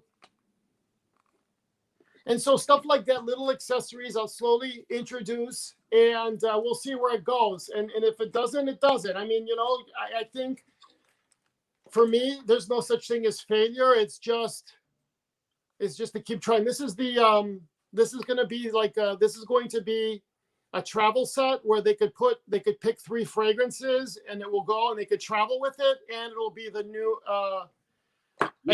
exploration.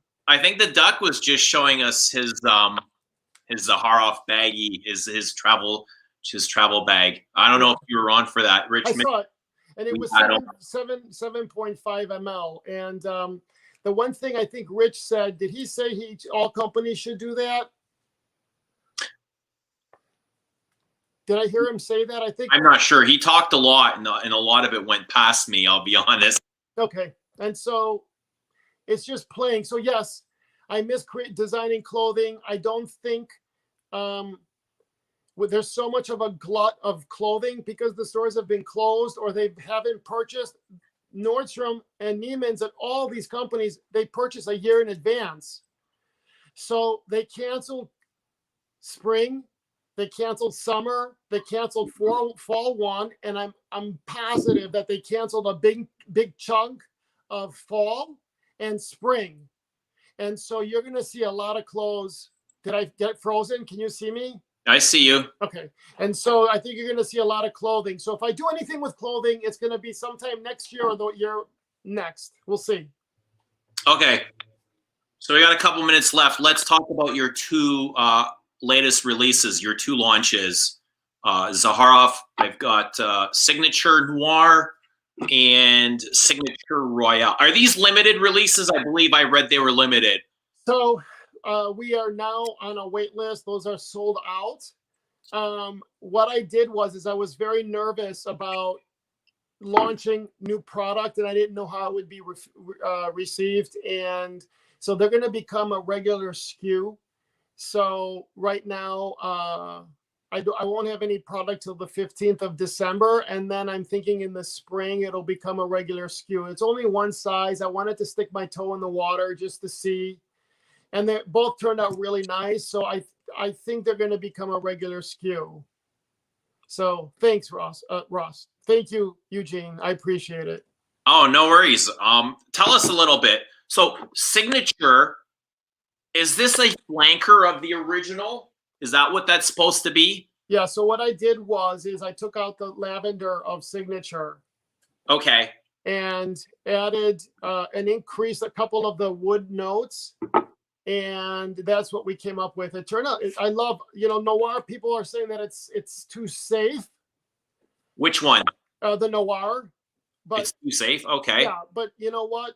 The way I see it is, I was going to make a joke out of it. I was going to invest a couple $100,000 and see how nervous you'd be launching a new fragrance, Yeah, and you take a big chance. You kind of need that balance. You want something creative, but you don't want it to sit on a shelf either, right? Right, because I'm not, Zaharoff is it's a small house, and it's all being self-funded, and I don't want to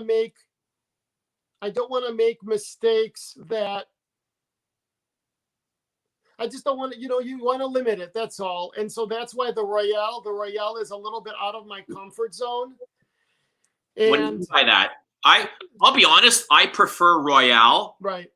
The sandalwood. to me, it's all balsams. You know, I hear a lot of people talk about how Zaharoff Signatures is all about lavender. To me, it's all balsam woods. You know, that natural sweetness from balsams, Yep. a little bit sappy, incensey. And I've told you this. Royale was supposed to be something else. And when I was going into production, my partners were like, "What are you doing?" And I go, "We're going to go ahead with this." They're like, "You can't, because how are you going to explain it?" Do you? And so what you have is still a fragrance that was going to be a sandal, that was going to be a flanker, probably next year or the year after. And so what you have now is something that was brought forward. And so I have this Royale X. And so I immediately referred to it as, like, when you told me about it, I thought Triple X would be more appropriate of a name. It might be a little bit tacky, but yeah. Did you get it? I didn't get it yet. No. Okay, it's on its way to you. But you did tell me, you know, the whole idea behind it, and I love the idea. I love the concept. I love the concept of keeping it exclusive. I don't want to give away your stuff. I don't know if you've made it public. Okay. It's okay. Actually, I'd rather you say it than me. How's that? Can I tell him? Yeah, like, you can tell him. Yeah. So George originally had created something, and it was dirty. It was somewhat sexual, and decided to hold off, but is going to make it exclusive, and he might, you know, put out a private link if it's something that people are interested in. And that's the type of fragrance that I'm interested in. I love, you know, the storytelling behind a fragrance, especially if it's one that I can align with. And I think a lot of, you know, people that watch my channel or watch Stumptown Thomas or Galen's channel, that's kind of what we're all into. We love the stories behind fragrances and what kind of emotions they can pull from us. Right. So thanks for saying that. And so we'll see what the future holds. You know, I can't see any comments or anything. So if you want, how much time do we have? We have 10 minutes. Got about 10 minutes before Smelly comes on. Give him my best. Hi, Mr. Smelly. Hi, Dan. Yeah. So what else do you, I mean, how big do you want to take this line? Do you have plans? I don't want to ask too much. It's okay. So the dream is, you know, the signature, the oils are numerous, and it's so exceptional that if you take away or add or increase or decrease some of the oils, you get a whole different experience. And I think the Royale, you know, the Noir was a nod to those that, you know, the Noir made it, taking away the lavender and some of the other herbaceous notes, gave it a more, you know, it brought it down to the 20-30-year-olds. And so I think what's next is just some different variations of the signature line. And then I'm hoping a woman's in 2022. And maybe another men's, but the dream is, and I'm going to just say it here, is, you know, is skincare and like just Zaharoff. It's a house, you know. The reality, right? Like give it a life, right? That's not right. But we're gonna make it a reality. That's right. Manifest it. That's right. Yeah. So we'll see. We'll see what happens. I'm just very grateful and thankful to the community. I'm grateful to you, Eugene, for giving me the friendship and the love. All of you who's watching, and I really appreciate it. I'm very, very grateful for that. Well, I appreciate you for your insight. You know, your insight, your knowledge. You're really, you know, you have a lot to offer. And I love your stories and learning from you, and you know, that sort of thing. I was thinking about. You know, your signature and people calling it a fougere, and it's classified as a fougere, right? You know what? Or a woody aromatic. Yes, and so I would say it's a wood oriental, and if they want to call it, you know, a barbershop or a fougere. Okay.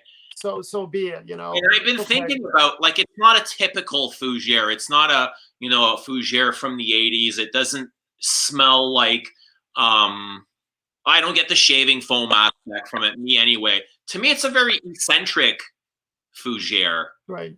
And when I smell it and I look at you, it's kind of like I see this was created with George Zaharoff in mind. Right. Like I see you, you're eccentric, you love to get dressed up, you love, you know, the whole show behind the fashion, and that's how I see Signature. Right. Eccentric fougere.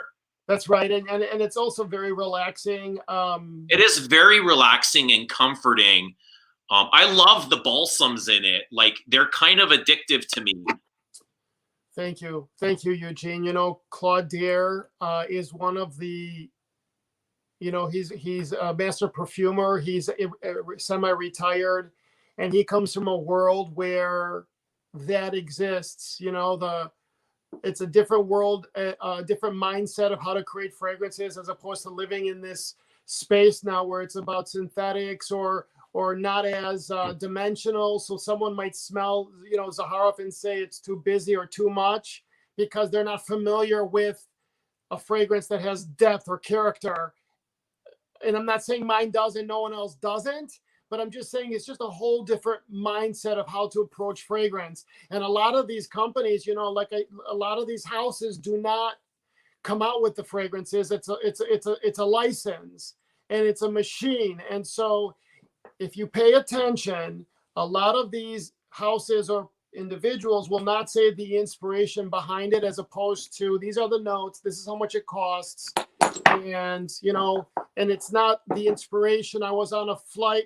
I was on a Concorde from New York to Paris, and this woman walks in with a white linen suit and a hat. I look up, it's Joan Collins, and I said, oh my God, what kind of fragrance would this woman be wearing? And so this is the inspiration that came from that. That's a true story, by the way. Yeah, I love those stories. Who travels in white linen? Right. So sometimes it's for me, it's like an ultra luxury to travel in white linen, because it shows that there was no effort made when you travel, that everyone picked everything up, because you get dirty and wrinkly and you're lifting and schlepping and doing. You show up looking fabulous. I love those stories. So, I know Chanel puts on a great story, and they kind of contain it around Coco and her, you know, her love affairs, her travels, even her apartment. I wish Dior would, you know, take up a little bit more on that. They do a little bit. It's not as deep as Chanel. Right. I wish Gucci would do a little bit. Guerlain's are really tacky, you know, fragrance for the ideal man. Well, we're all so fucking different. There's no such thing as what is an ideal man? What does that mean exactly? It doesn't mean anything anymore. No, it's meaningless. It's cold and sterile. There's no feeling to it. You're absolutely right. And you know, Eugene, what are we looking at here? So we have 3 minutes. I'm sorry to cut you off, but I want to tell everyone who's watching this, and I've said this to Eugene, I think that Eugene is probably one of the most incredible artists. And the way you describe things and the way you have passion for fragrances, I hope that I think that if the day comes, when the day comes, listen, if I was at a level of a Chanel or a little bit bigger, I would be like, you know what, let's invest and create your own collection, Eugene. I would do it in a heartbeat. But I think that when the day comes and the time comes that you create fragrances, I think that you're gonna do an incredible job, and I think that we're gonna see fragrances created by content creators. No, I don't want to say that. Okay, hold on. I just can't wait for the moment till you create fragrances, Eugene. I think you're going to do an incredible job, and I'm excited for that. I'll be the first person to buy a bottle. Thank you, George. Thank you for having me. You're always welcome. If hang on, don't leave yet. If Mr. Smelly's on, maybe he can come on, and it'll give me a minute or two to go freshen up. Okay, no worries. I'm here, not going anywhere. I just wish I could see the comments. For some, I'm not able to see it. Oh, I think that's really the next step is you're going to see a lot more content creators like the gates have been opened, right. you know, And I think some are going to do it.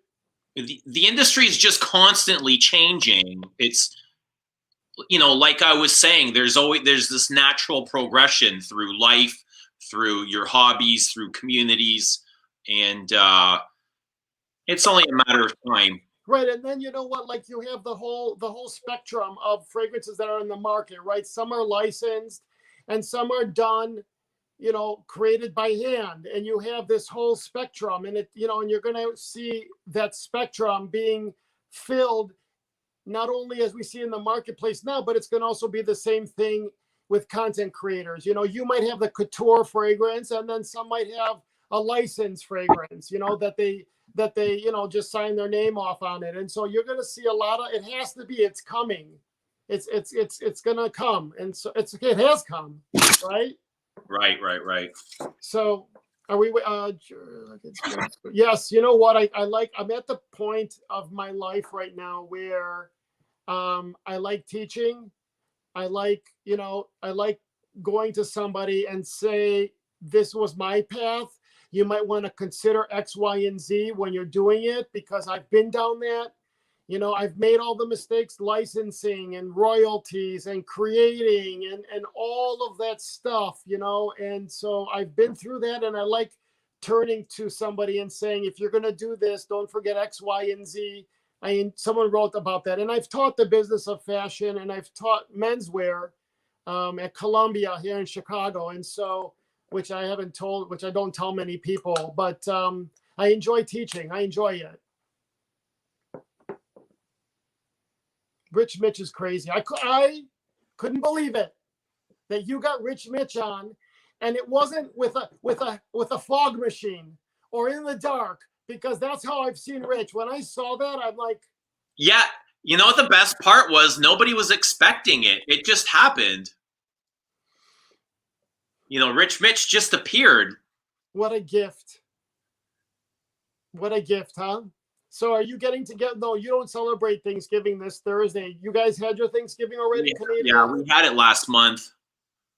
Do you know the delays when it came time to launching Noir and Royale, the delays of the movement of product, or to be told that there was no lavender, and that that the wait list of creating the fragrances, I almost had a heart attack, like things that you take for granted. And I'm like, what do you mean no lavender? Well, the guy that collects the lavender in Indonesia goes to the farmers. Well, because of COVID, they haven't been able to do that. And you're like, oh my God, like, you know, and then you realize that the whole world is going through this craziness. So when you're selecting a lavender, do you have choices and options? And what are some of the differences? And like, I love a scratchy, dry, earthy lavender. I know Chanel likes creamy lavender. I don't know how the hell they get it creamy. So the experience, it's like, you know, it's like having Tropicana orange juice. And you know, it tastes the same if you buy a bottle today or yesterday or tomorrow. What they do is they extract everything and then they put it back in, so it all smells the same. And so a lot of these oils get tweaked for optimization, you know, optimization or whatever, Optimization. Right, you got it. And so, but there are different levels of patchouli. Like the patchouli in Bali is different than the patchouli in Aceh province in the rainforest. It's about the soil, the rain, and the love of the farmer. And so the climate. Right. So they can't, if they were to exchange a patchouli that I get from the Aceh province in Indonesia with a patchouli from Bali, it will smell different. And also the quality, it might be a little less expensive, but you're switching and it'll change these nuances, especially to someone like yourself who could immediately get it. That's why fragrances change sometimes, or it's switched with something else to give it that idea. And we were talking about when Mr. Smelly comes, tell me to shut up. But you know, a lot of these companies now are being bought by huge conglomerates, and they're like, okay, we like this, but I need it to come at this price. So make it smell the same, but we need it to go down 40% in price. And so they go to the drawing board and you start switching or you're combining stuff to give it a similar smell, you know?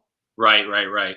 So, All right, hang on 1 second. I'm going to introduce our next guest, which is from the YouTube channel, Mr. Smelly. Is it 1977? Is it 77? Yes. Okay, my brother's birth year. Okay, so I got that right. What's Hello. up? Hi, can you hear me? We hear you, we see you. This is good. I'm always worried about a technical hitch with these things. It's good to see you guys. Hello. Hi, George. Hi, Eugene. How's it going? One Great. second. I got these two monsters on video. I'm going to let you guys chat away for a minute. Oh, goodness. Back to join you guys. so Eugene, when you come back, you'll be able to just start off with Dan and you could log me out. I want to thank you for having me on and thank you to the room. Lots of love to you guys. And Thank thank you for having me. We'll wait for you. Thanks. Dan, how are you? Hi, George. It's good to talk to you. I don't think I've ever talked to you this way either, have I? So it's nice to see. How are you doing? I'm doing well. This is the first time that we're actually doing something like this. I know. So you look just as fabulous as you do on camera. And Likewise. on the telephone. Likewise. You're looking great, actually. You're looking very healthy there. Thank you. Thank you very much, Dan. Let me ask you something. You're in London, right? Yeah.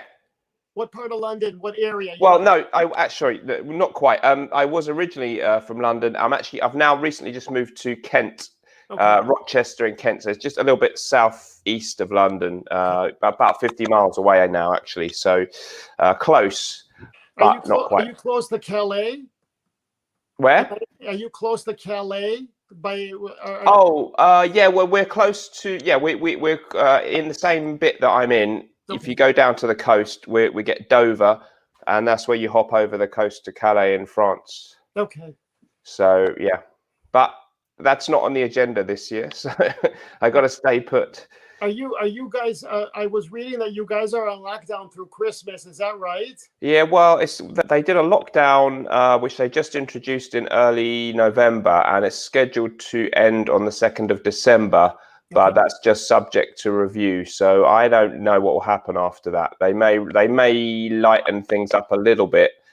But yeah, it looks kind of grim. I would say Christmas is kind of cancelled. But, I'm sure they'll try and go ahead. But yeah, it's kind of grim at the moment. How are things where you are, George? Good. We go on lockdown. I think Eugene said he goes on lockdown. They did it already. We went on lockdown yesterday night. Right.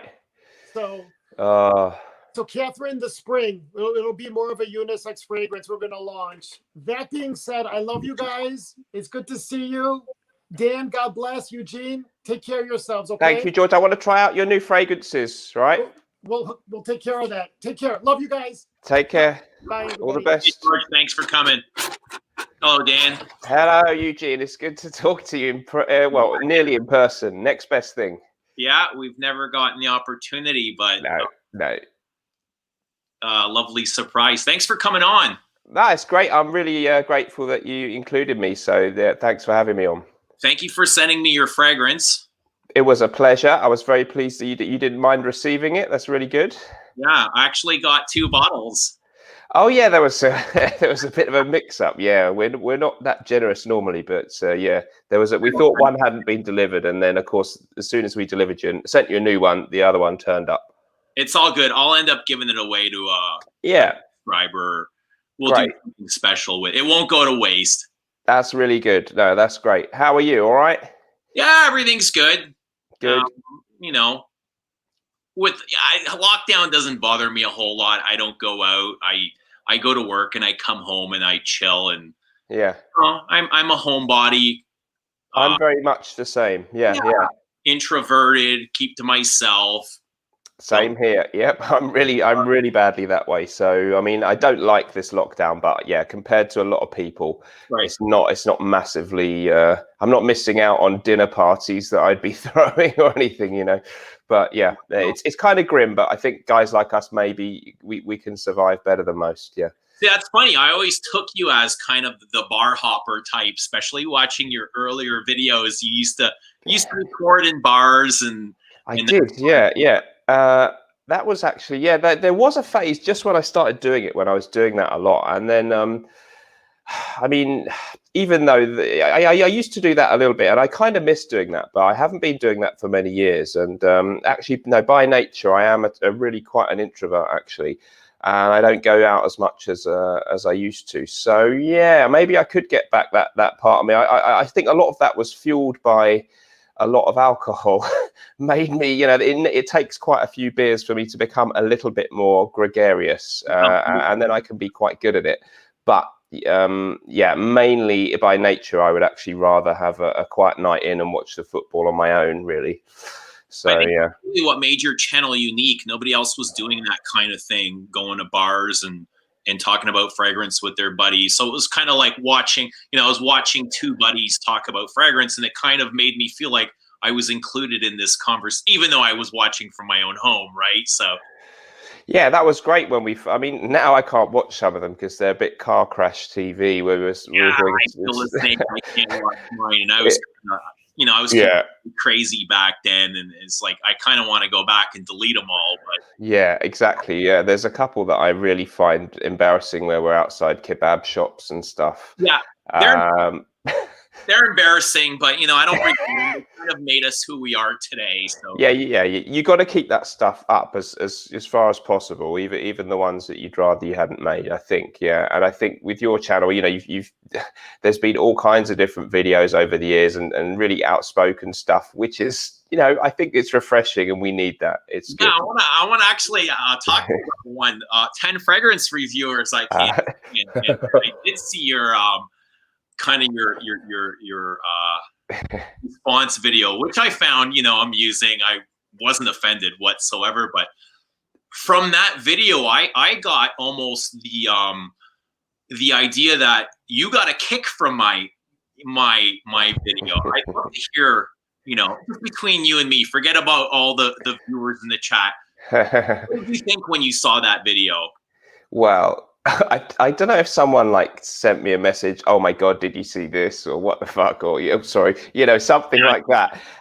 So someone probably drew my attention to it. And it was definitely, for me, it was more like, oh, this is going to be juicy, kind of get the popcorn out kind of thing. And then I watched it, and it was obviously, I mean, it caused quite a furore, didn't it, in the online fragrance world. So, I mean, I just thought it was, my initial reaction, I have to admit, when I see stuff like that happening, is I do admit that I'm like, a bit of drama in the fragrance community is fun. So I was excited to see what you'd said, and then as I watched it, you know, it was it was quite a ride, really. And then I thought, yeah, okay, well, I did cynically kind of do my own reaction video because I knew it was a hot topic, and I guess, I mean, I kind of took aim at you a little bit, didn't I? But not in a take it that way. Yeah. You kind of enjoyed repeating some of the words that I used, having to take the heat or the responsibility yourself. No, that's not true.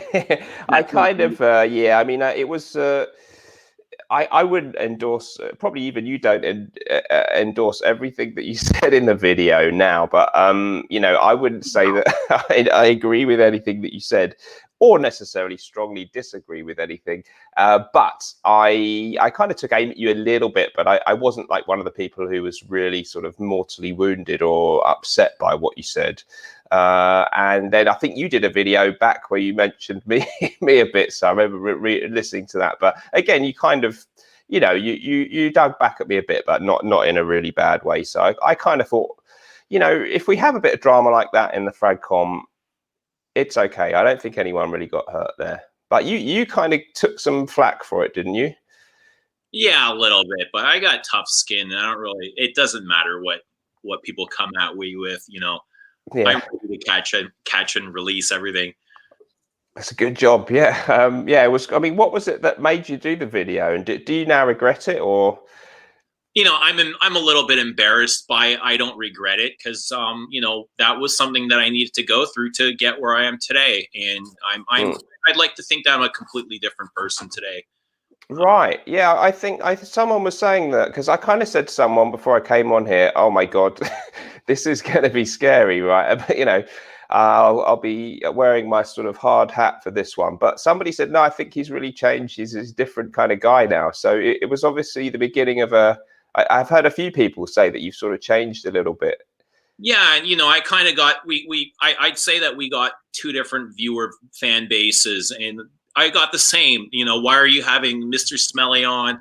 He's like, he's an influencer. He reviews clones. He doesn't care about perfume. Like, how would you respond to that? If somebody said that, how would you respond?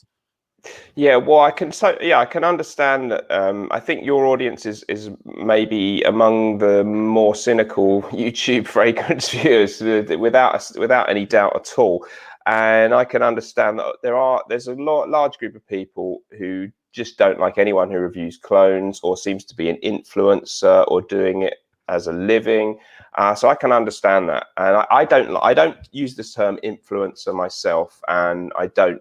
That's not exactly how I see things. However, of course, yes, I do get sent free stuff by a few clone brands, and I have kind of an agreement that I do a monthly video with one of them, and a lot of people don't like that, and they consider it selling out or that kind of thing.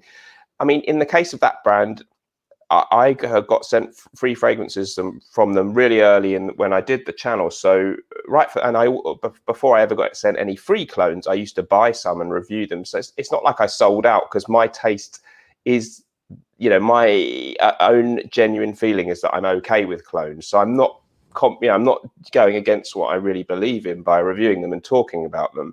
I would imagine perhaps you don't like them. So if you suddenly did it, then it would be a compromise of what you believe in. So for me, I do review everything that's out there, including cheapies, clones, reasonably modern designer stuff, niche stuff, vintage stuff, everything. So I think it's safe to say, if that's something that you really enjoy, if you align with clones, then you would be selling out if you didn't review them. Yeah. Right? You'd be selling yourself out. Like, regardless of what my opinion on clones are, it doesn't matter. Everybody's got an opinion, and they're all going to be different. But, if that's your taste and that's what you want to review, by all means. It's healthy to do what you feel authentic with. Yeah, exactly. I mean, I would buy a lot of the clones. There are clones that I do buy, and I would buy some of the ones that I get sent free, and I keep, they're all up, they haven't like flogged them all. I didn't sell them all on eBay the day after or anything like that, and I do really wear them, and so it isn't a compromise for me, and so I don't feel any qualms about it. And I think actually at one point some reviewers maybe who would have liked to continue reviewing some of the clone brands even got a bit scared off because there was such backlash.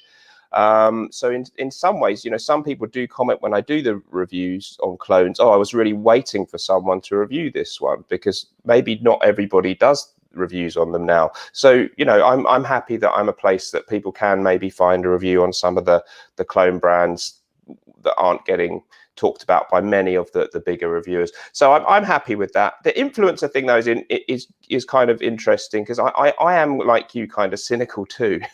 I get how YouTube and the world works, and there are lots of things about the way it is now that aren't as pure and nice and just based on passion as it used to be. So I get why people don't always love it when they see people whose channel is kind of a little bit more influencer-ish, or where I bet I do a lot more top 10s and stuff than you probably, but once you have a channel with X amount of subscribers and views, that you do obviously want to keep it reasonably popular. Expect to see from you, right? Mm. So how do you feel like putting yourself out there, and your fan base is much bigger than mine, and I know with the little fan base that I oftentimes get criticized for whatever I choose to say. I'm sure your criticism is on a much higher level than mine, like just discussing clones or being an influencer, or now releasing your own fragrance. I'm sure you get attacked a lot about that. How do you deal with, this kind of criticism? Yeah, you do. I don't get, tons of, there are people with much bigger channels than me who I think have a lot more stuff thrown their way, but you do get the bigger you get, the more people want to sort of say bad stuff about you. So my main thing, and I always say it to anyone else who's having a hard time, is that when you get trolls, the more you get, the more that tells you must be doing well, because the bigger you get, the more, there's always going to be a percentage of people who will want to say bad stuff. So in a way, it's a sign that you're doing something right. If no one's complaining about what you do, then maybe no one's noticing that you're out there. So it's a good thing that you're going to get some criticism. There's all kinds of weird and wacky stuff goes on.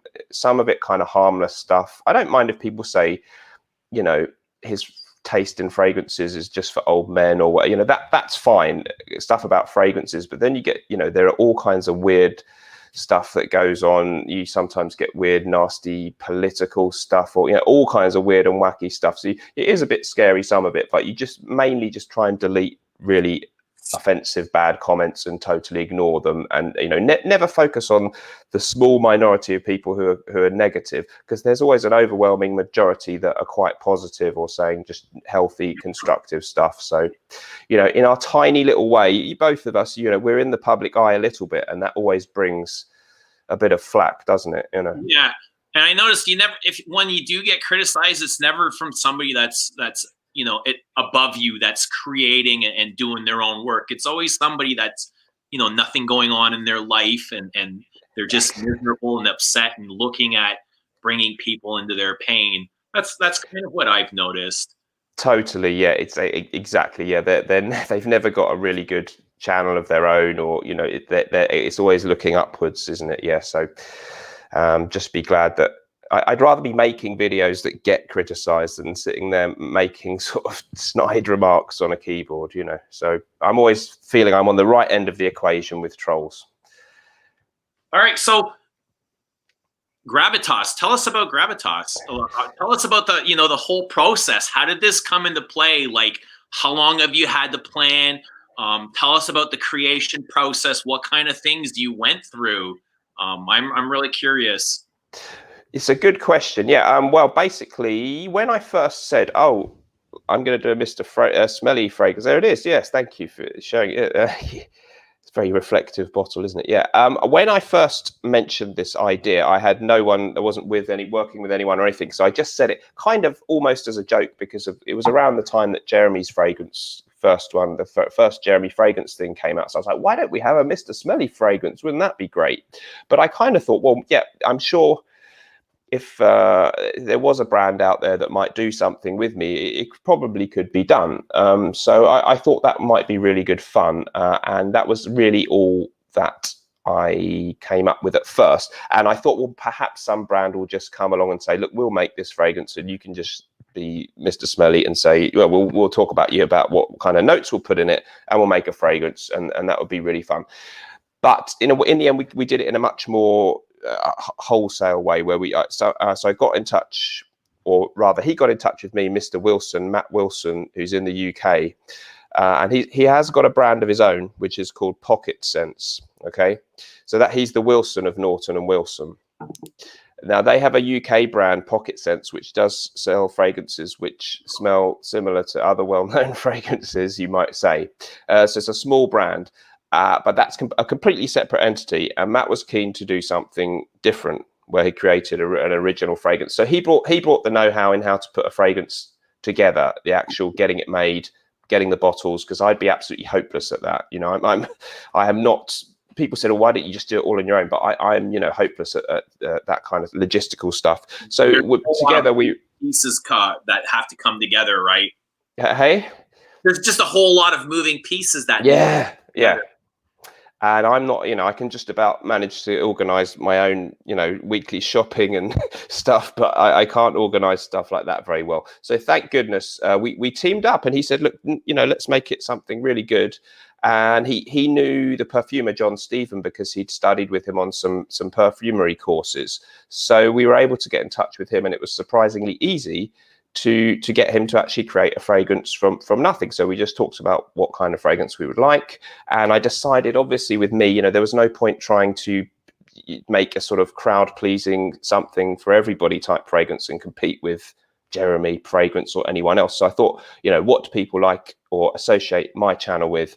old school, classic, gentlemanly type fragrance is one of the things that I always say I really like. So it had to be that way. And we sort of, so then it was just fun to kind of think of the name and come up with the kind of fancy logo and all that stuff. It was really great fun. And meanwhile, the perfumer came back with a couple of prototypes, and it didn't take long before we found one that was really, really good. And it kind of just captured all the stuff that I love most about fragrances. Meanwhile, we got all the, we sourced the bottles and the labels, and luckily we did sort of go all in with a quite nice design. I think I saw the video with you and Betawi Blood, this channel. I'm sorry, Krista. Yeah. I saw your initial. And I don't think either of us expected you to be watching our live stream, but I had put in a fairly mild critique of the packaging, and here is Mr. Smelly shows up in the comments. I'm like, oh fuck! Like, what did I do? I thought it was fine. No, that was good. So we sourced all the stuff, and it was good to see you talking about it even back then. So that was fine. So it came out just really, really well. It's a really, really great fragrance. We've been amazed with the just trying to scratch a little bit of there's something on my bottle there. We had a really great reviews and stuff, and we kind of, it was quite a headache to launch it because there's only 2 of us involved, and the logistics are quite complicated, especially when you have to get the fragrance over to North America. There's a lot of regulations and stuff, so we had to kind of work out all that, which we'd not done before. But luckily it's really worked out well so far. Great reviews. And once we sort of got going, we produced quite a few months ago, and we were able to send out quite a lot to people on YouTube to try and get some feedback and reviews going. But it's very interesting, and what's the exciting part about creating for you? Was it picking a genre? Was it picking the different modifications? What stood out for you? For me, it was really the idea that I could create a fragrance that sort of captured everything I really love about classic perfumes, which I would have absolutely no idea how to actually really create that. So I got a real master perfumer involved, luckily, and for him to be able to sort of take our words and put that into, we sort of said, well, we'd like, obviously it was going to have bergamot, everything does. Lavender was kind of a definite one. So I mentioned a few fragrances that I really liked, like Fougère Royale and Bois de Portugal. I wouldn't want anyone to think that we sort of did a clone or just melded them. So it was just really amazing and nice to be able to get a sort of a bespoke perfume effectively made. And I think actually I also enjoyed the coming together of the product, the packaging and stuff like that. That's really fun and then, to be honest, the most wonderful part was just actually once I actually received the bottle and the box in my hand, I was just like, wow, I can kind of die happy now that I've done that. Even if I get hit by a bus tomorrow, I've kind of done that with life now. And it's a real thrill to have a really nice smelling fragrance that I almost feel I don't deserve that much credit, because it's the perfumer, isn't it, who does it? I wasn't sitting there going, no, you must reduce the proportion of lavender and use that type of coumarin. He did the magic. But you had the selection process in the end where you get to decide what goes in the bottle. We definitely there was a lot of back and forth about that to get there, but I still to this day don't quite know what they do when they put the oils in and all that. I mean, that's the master work, really. But just the producing the product and all that is really exciting. And actually, to be honest with you, if I had to say the one most exciting thing was all the great feedback and interaction, because I was very surprised that I was quite lucky that there was a lot of enthusiasm from my audience, and actually not too much cynicism from people. So I was really pleased to get the feedback. That's actually been the best thing of the whole thing. I think what's great is, one day we're all going to be gone from here, and you're going to have something that's left behind to remind the world of, Dan, Mr. Smelly. I know. Yeah, that's the great thing, really. I mean, it's it's just something I definitely didn't think that would ever happen when I started my channel. And I'm very, I'm very grateful that having a YouTube channel gave me the platform to do that. I'm very lucky because it gives you, if you're just starting, I feel really sorry for niche, small brands, artisanal perfumers who obviously don't have their own YouTube channel or whatever. It must be really difficult to kind of get that happening from nowhere. So I'm really grateful to have that opportunity. And I really, I'm proud that I think it's a good product and it really stands up beside some of the fragrances in its genre. It turned out fantastic, and I can say, as critical as I was about the bottle, which it wasn't fair to you, I think the fragrance is actually better than the packaging. I really like it. Thank you. Is there one fragrance that inspired you more than any other when you created this? I know it's a fougere. I can definitely see the fougere aspects.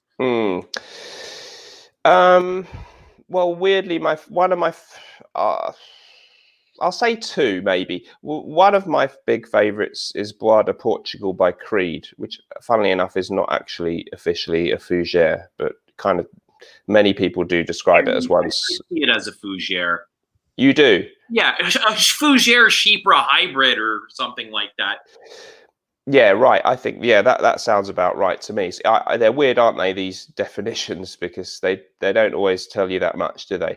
So that was a big one. And I think one of the things that I deliberately put in there was the idea that I said we would like a bit of vanilla and spiciness, which was kind of because I didn't want it to be too old-fashioned and stuffy. So maybe that was borrowed from Invasion Barbar by MDCI kind of thing. I thought that we could have a bit of that kind of powdery vanilla thing so that it doesn't smell like it's your came to my mind. I didn't get any Bois de Portugal, like no similarities. Like if that inspired you, I would never have guessed. I see a lot of similarities to Bois de Portugal. I'm sorry, Invasion Barbar.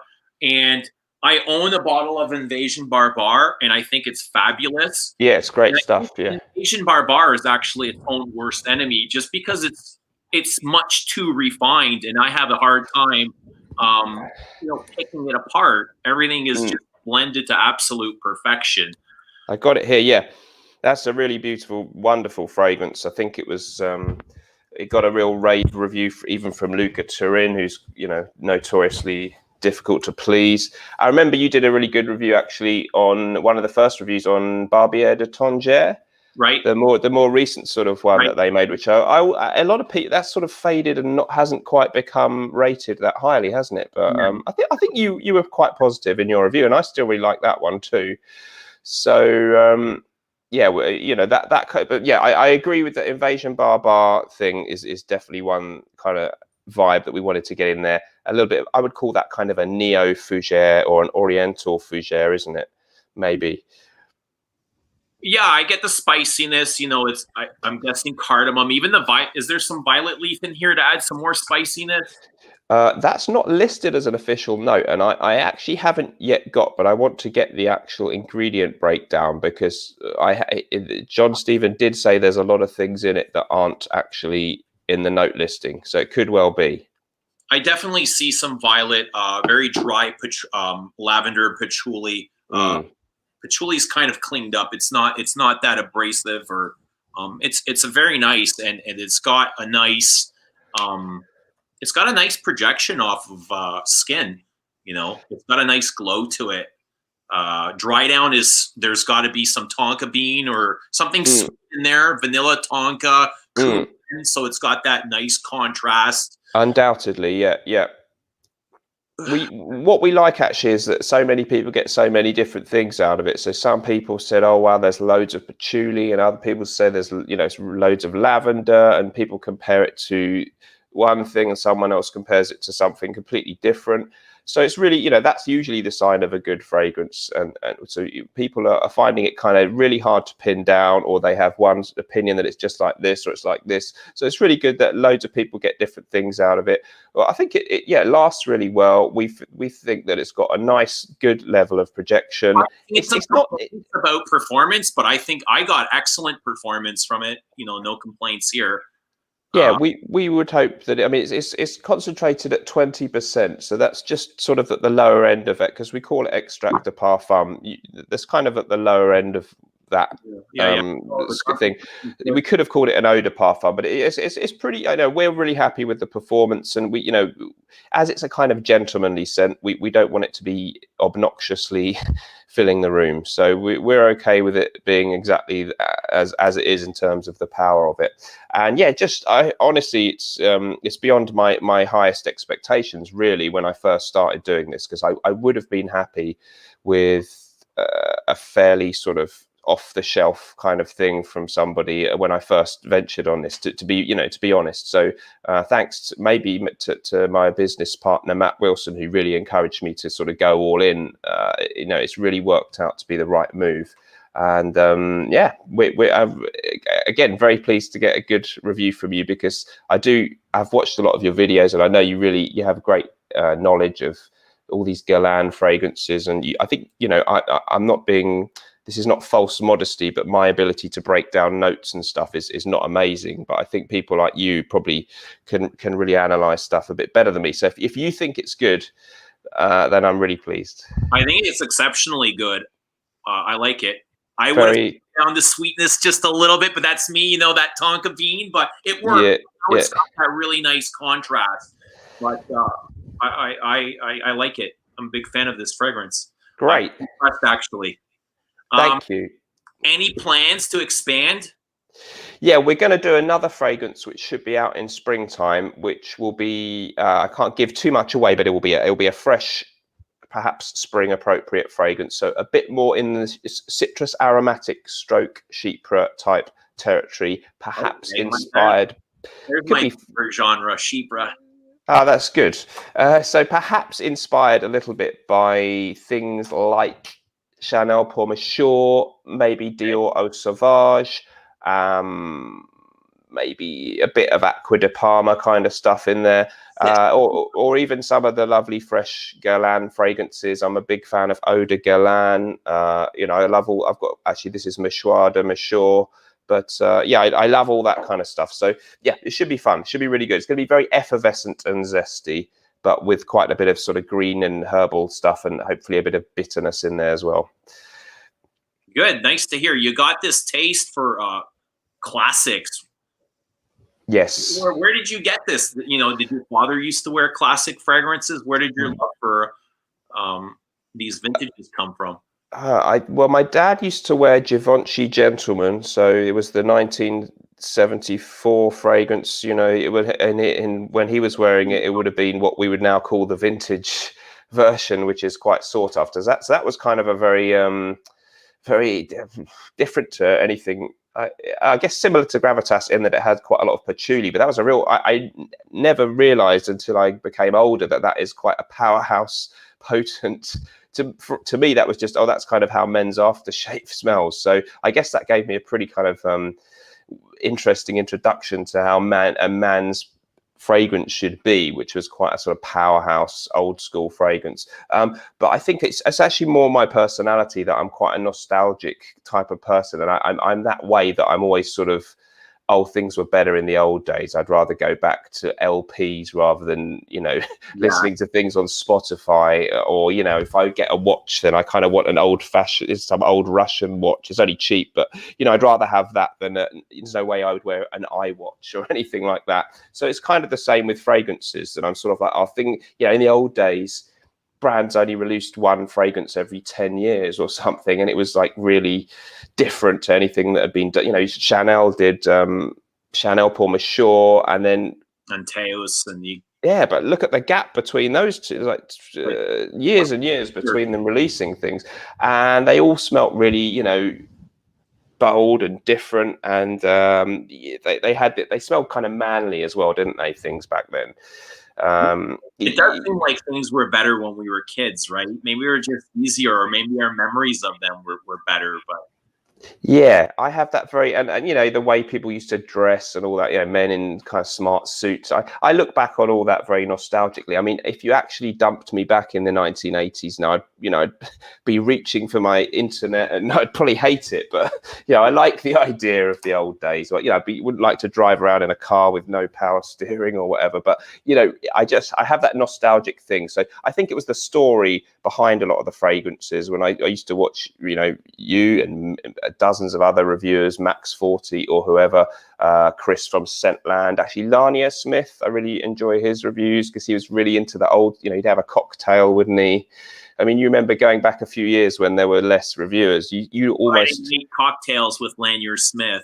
Yeah, that was awesome. Yeah, and so some of those reviews really inspired me, and the old school fragrances had that little story about them and conjured up images of a certain time or period. So that's what's made me like those smells. I do like modern stuff too, but yeah, if anything, my favorite is the old school stuff. But how about you? What got you into my father never wore fragrances. He wore high karate after a shave, and my mom would always buy fragrances for him or get him to, wear fragrances. He just didn't care for them. She wore perfume. She wore a lot of Dior in the 80s and 90s. And she used to buy me fragrances just as well. Calvin Klein was really big back then. I didn't know anything about niche, or even if there was I don't think there was even a market for niche. I don't think so. Or very, very small. Yeah. I remember wearing Calvin Klein Obsession and Escape and Polo and those big bad Hugo Boss, right? And, and it's just, I don't know. It's from there, it just kind of led one thing to another, and this is where we are, right? It's the evolution of Fraghead. Yeah, but at some point though, something must have tipped you over to become seriously into it. So roughly how long ago did that happen? About 10 years, and I started. That long? Yeah, I've been wearing fragrance. I started wearing fragrance to work, which is weird because I work in a machine shop and it's just dudes in mechanic suits. And I started to notice that my fragrance would distract me away from any kind of problems that I had. And I'd rather think about this fragrance that I'm enjoying opposed to dealing with problems. So it just like an escape for me, really. Yeah. And, it was a very healthy, unhealthy escape. And that was my drive behind fragrance. Yeah, it's as obsessions go, it's a reasonably healthy one, isn't it? You have to be a little bit careful how much money you spend on it, but it's not too bad, and it's just, as you say, if we've got time to think about this wonderful smell and that, it's kind of a lovely distraction from the everyday life. Yeah, it takes you away from the everyday problems. Yeah, definitely. We don't like to go to the bills we don't want to pay. Yeah, right. So who is gravitas for? What kind of person would wear this?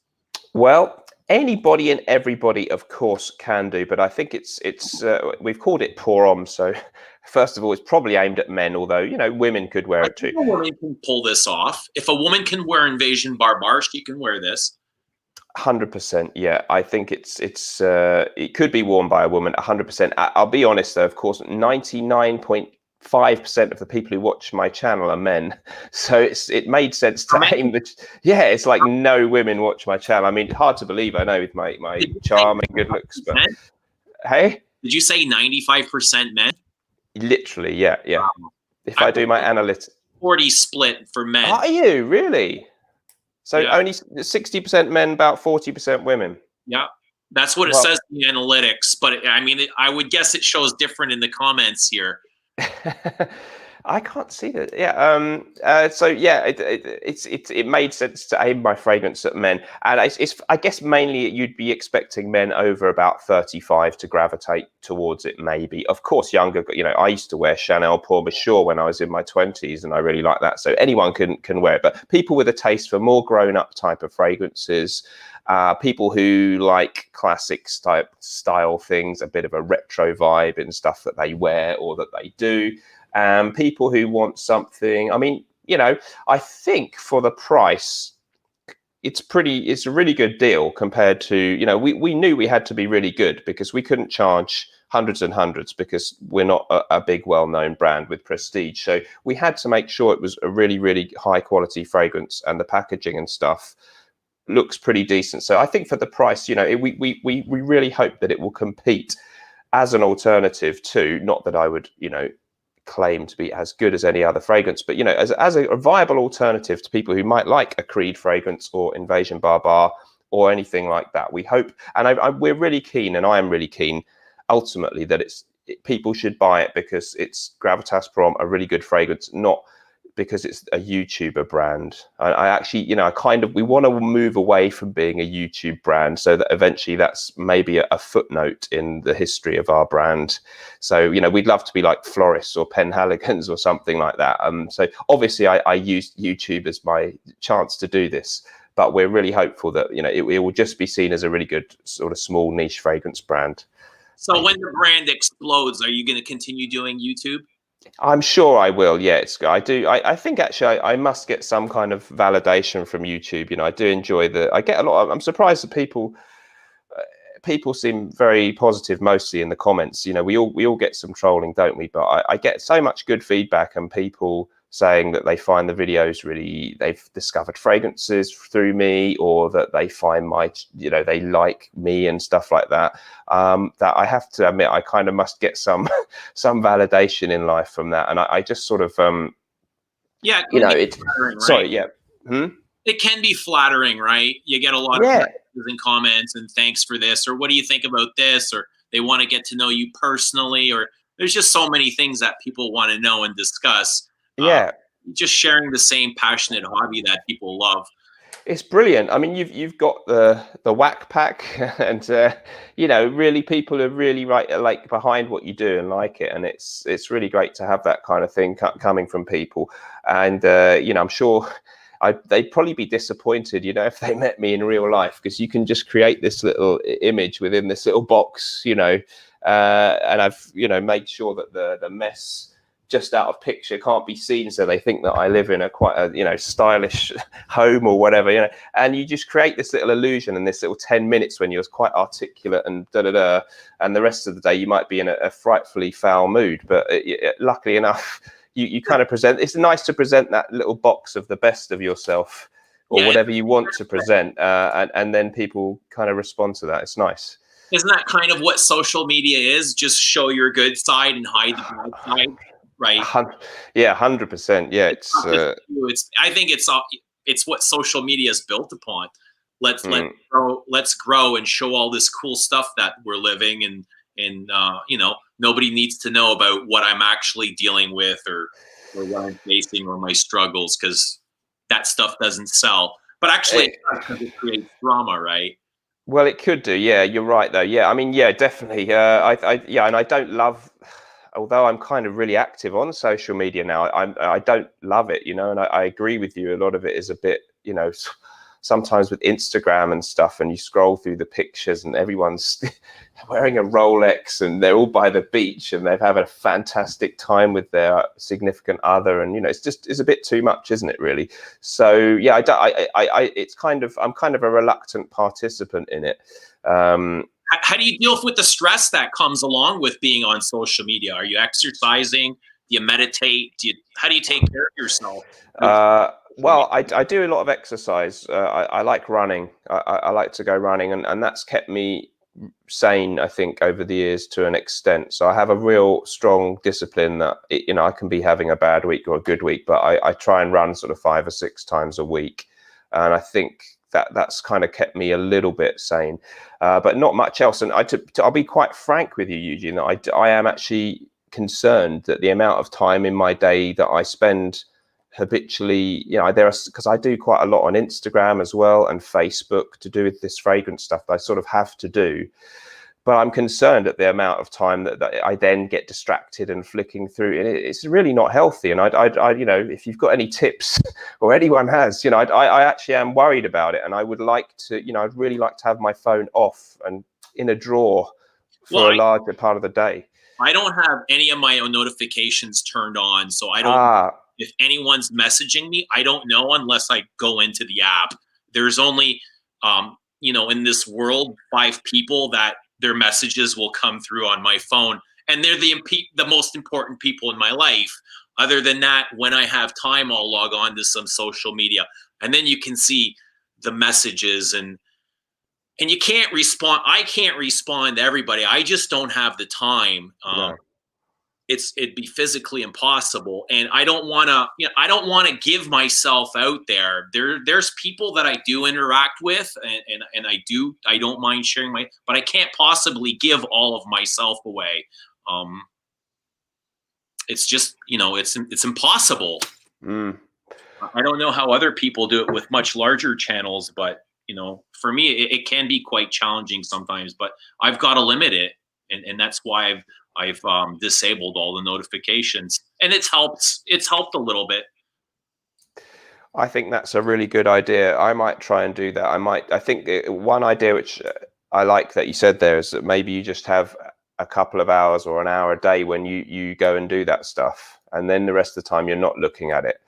I think that's a really good way of doing it, and not to have things popping up all the time, because then you're just at their mercy, aren't you? These pings and clicks or whatever on your phone, and it's really, I think your idea there is very, very good and healthy. And then it becomes addictive. You send a message, you get a message and a response, and then you're anticipating a response, and you're waiting for that red light. It's just too much, and it's stressful, and it causes anxiety, and you start to shut down, really. But even with YouTube, there's just become so many YouTube reviewers that you can't keep up. You can't possibly watch all the hours that are uploaded every day.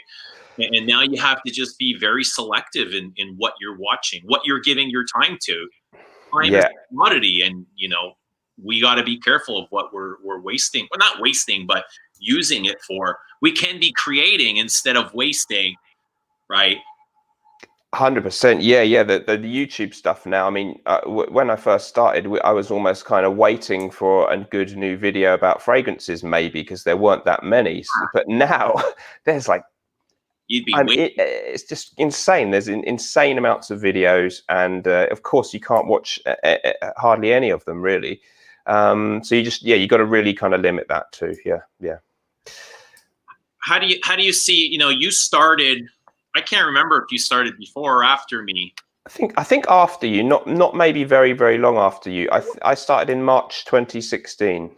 Okay, so around the same. I think I might have started 2015. But how do you think since you and I have started that YouTube's changed? What do you see in YouTube fragrance reviewers that has changed the most since? Oh wow, a lot, right? Don't you think? Yeah.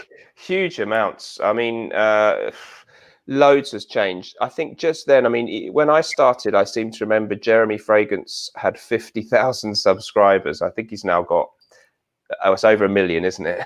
But he was considered a huge deal then. But he was just on his way. He just began to become the biggest thing then.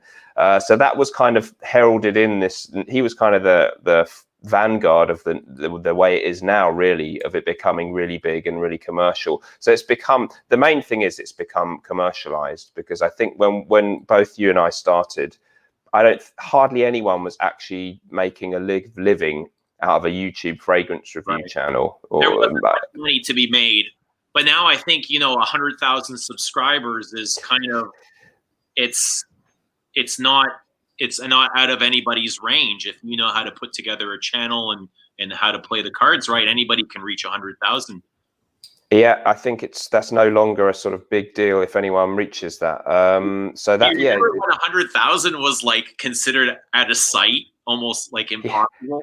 It was huge. Yeah, it was. I think I remember Jeremy Fragrance getting 100,000, and that was a big thing. And yeah, now quite a lot of people have got it, right? So it's incredible. And I mean, it's inevitable. You can't expect people, if they get to 100,000 subscribers, to think, nah, I'll just still keep it as a hobby. I'm not going to make any money. I'll be completely pure. I'll just buy all my fragrances myself. I'll never take anything free. I won't get sponsored. What are you going to do? Of course, people, that gives people a chance to do that instead of going and working in an office or something. They're going to do it.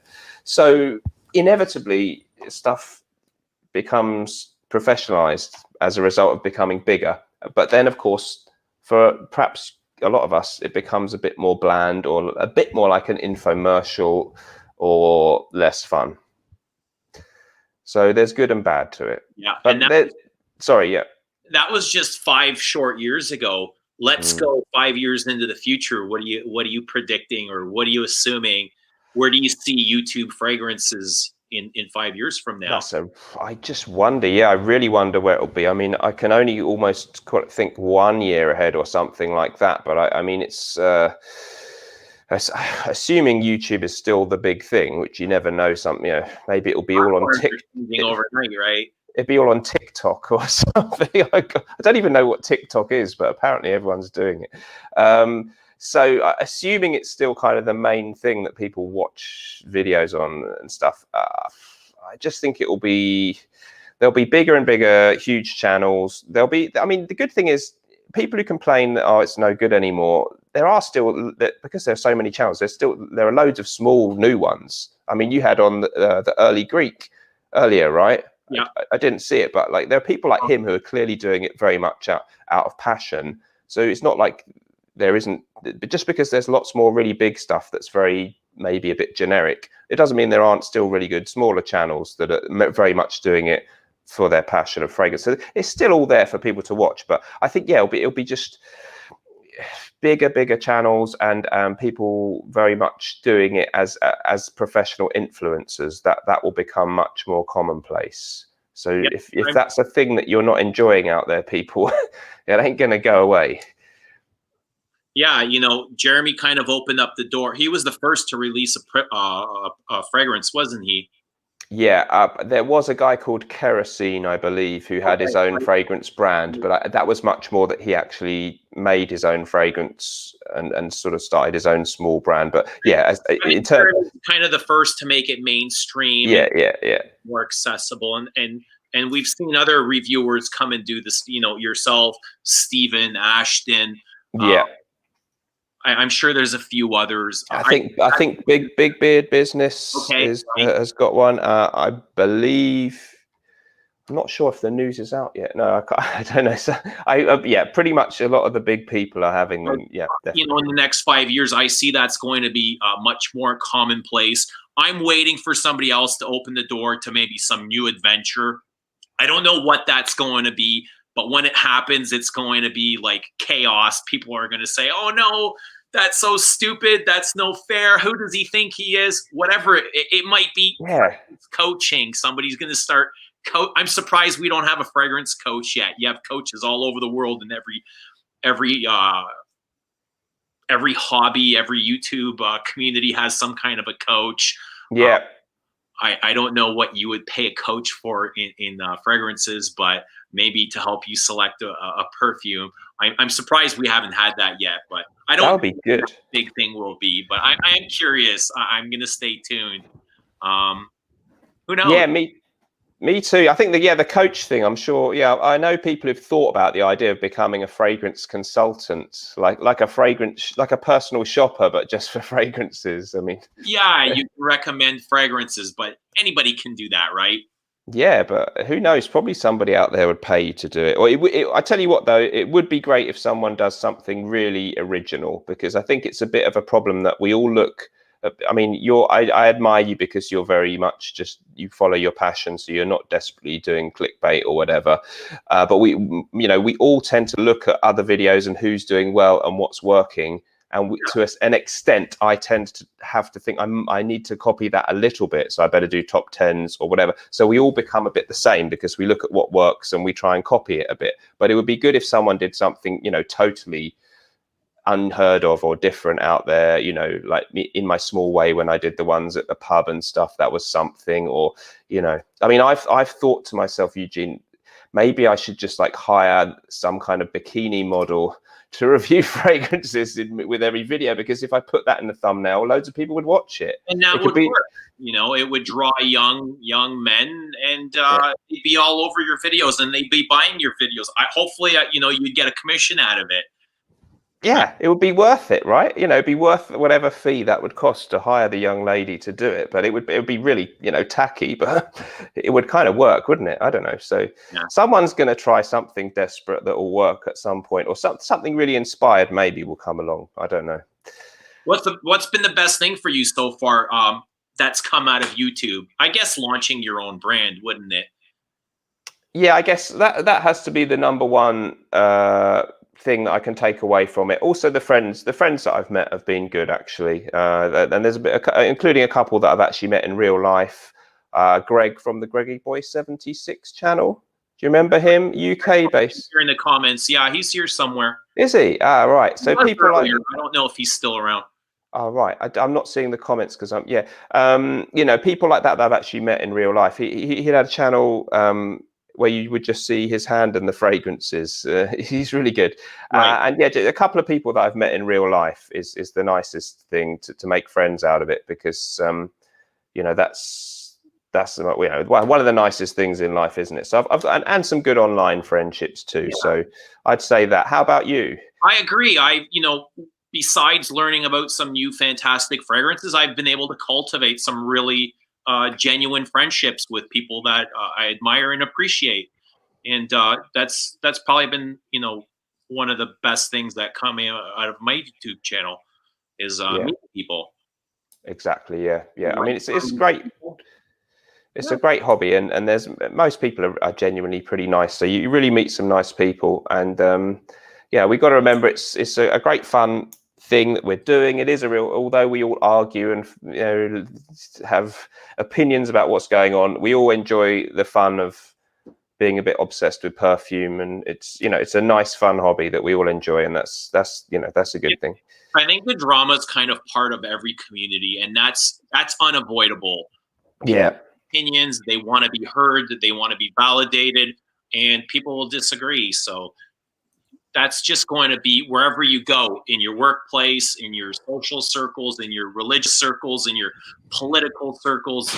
It just comes with the territory. And, you know, hopefully you're open-minded enough to listen to other people's views, even though you disagree with them. But absolutely, yeah. A bit of drama is all part of the fun, I think. It does make it a little bit fun, you know, take away from the stresses of everyday life, doesn't it?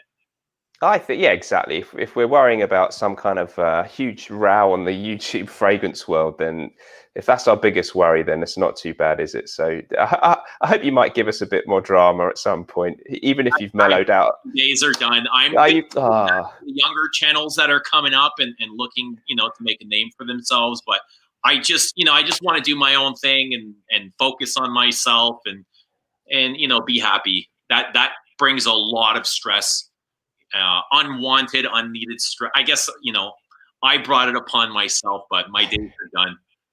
You've definitely mellowed out a bit. It does seem, yeah, which is great. I'm pleased for you. Thank you. All right. Good. I want to say, you know, thank you so much for this fragrance. I truly do enjoy it. I think it's thank you. Fantastic fougere. I don't find it soapy. I don't find it like barber shoppy. That's not a good or bad thing. It's, you know, just something I thought I'd mention, but I think it is a fantastic fougere. So I want to congratulate you on Gravitas and Naughton and Wilson. Thank you. I wish you all the success. I really appreciate that, Eugene. It's really great to talk to you personally after so many years watching you. And so a great honor to be on the channel. Thank you for having me. And I hope we'll do this again sometime soon. Absolutely. Thank you, Dan. Okay. Now, and take care of yourself out there in Canada. Be safe, all right? All right, everybody. I'm going to sign off. I want to thank you all for coming on and treating all the guests with respect and kindness and love. It was great to catch up with everybody, and we will do this again soon. Thanks for watching.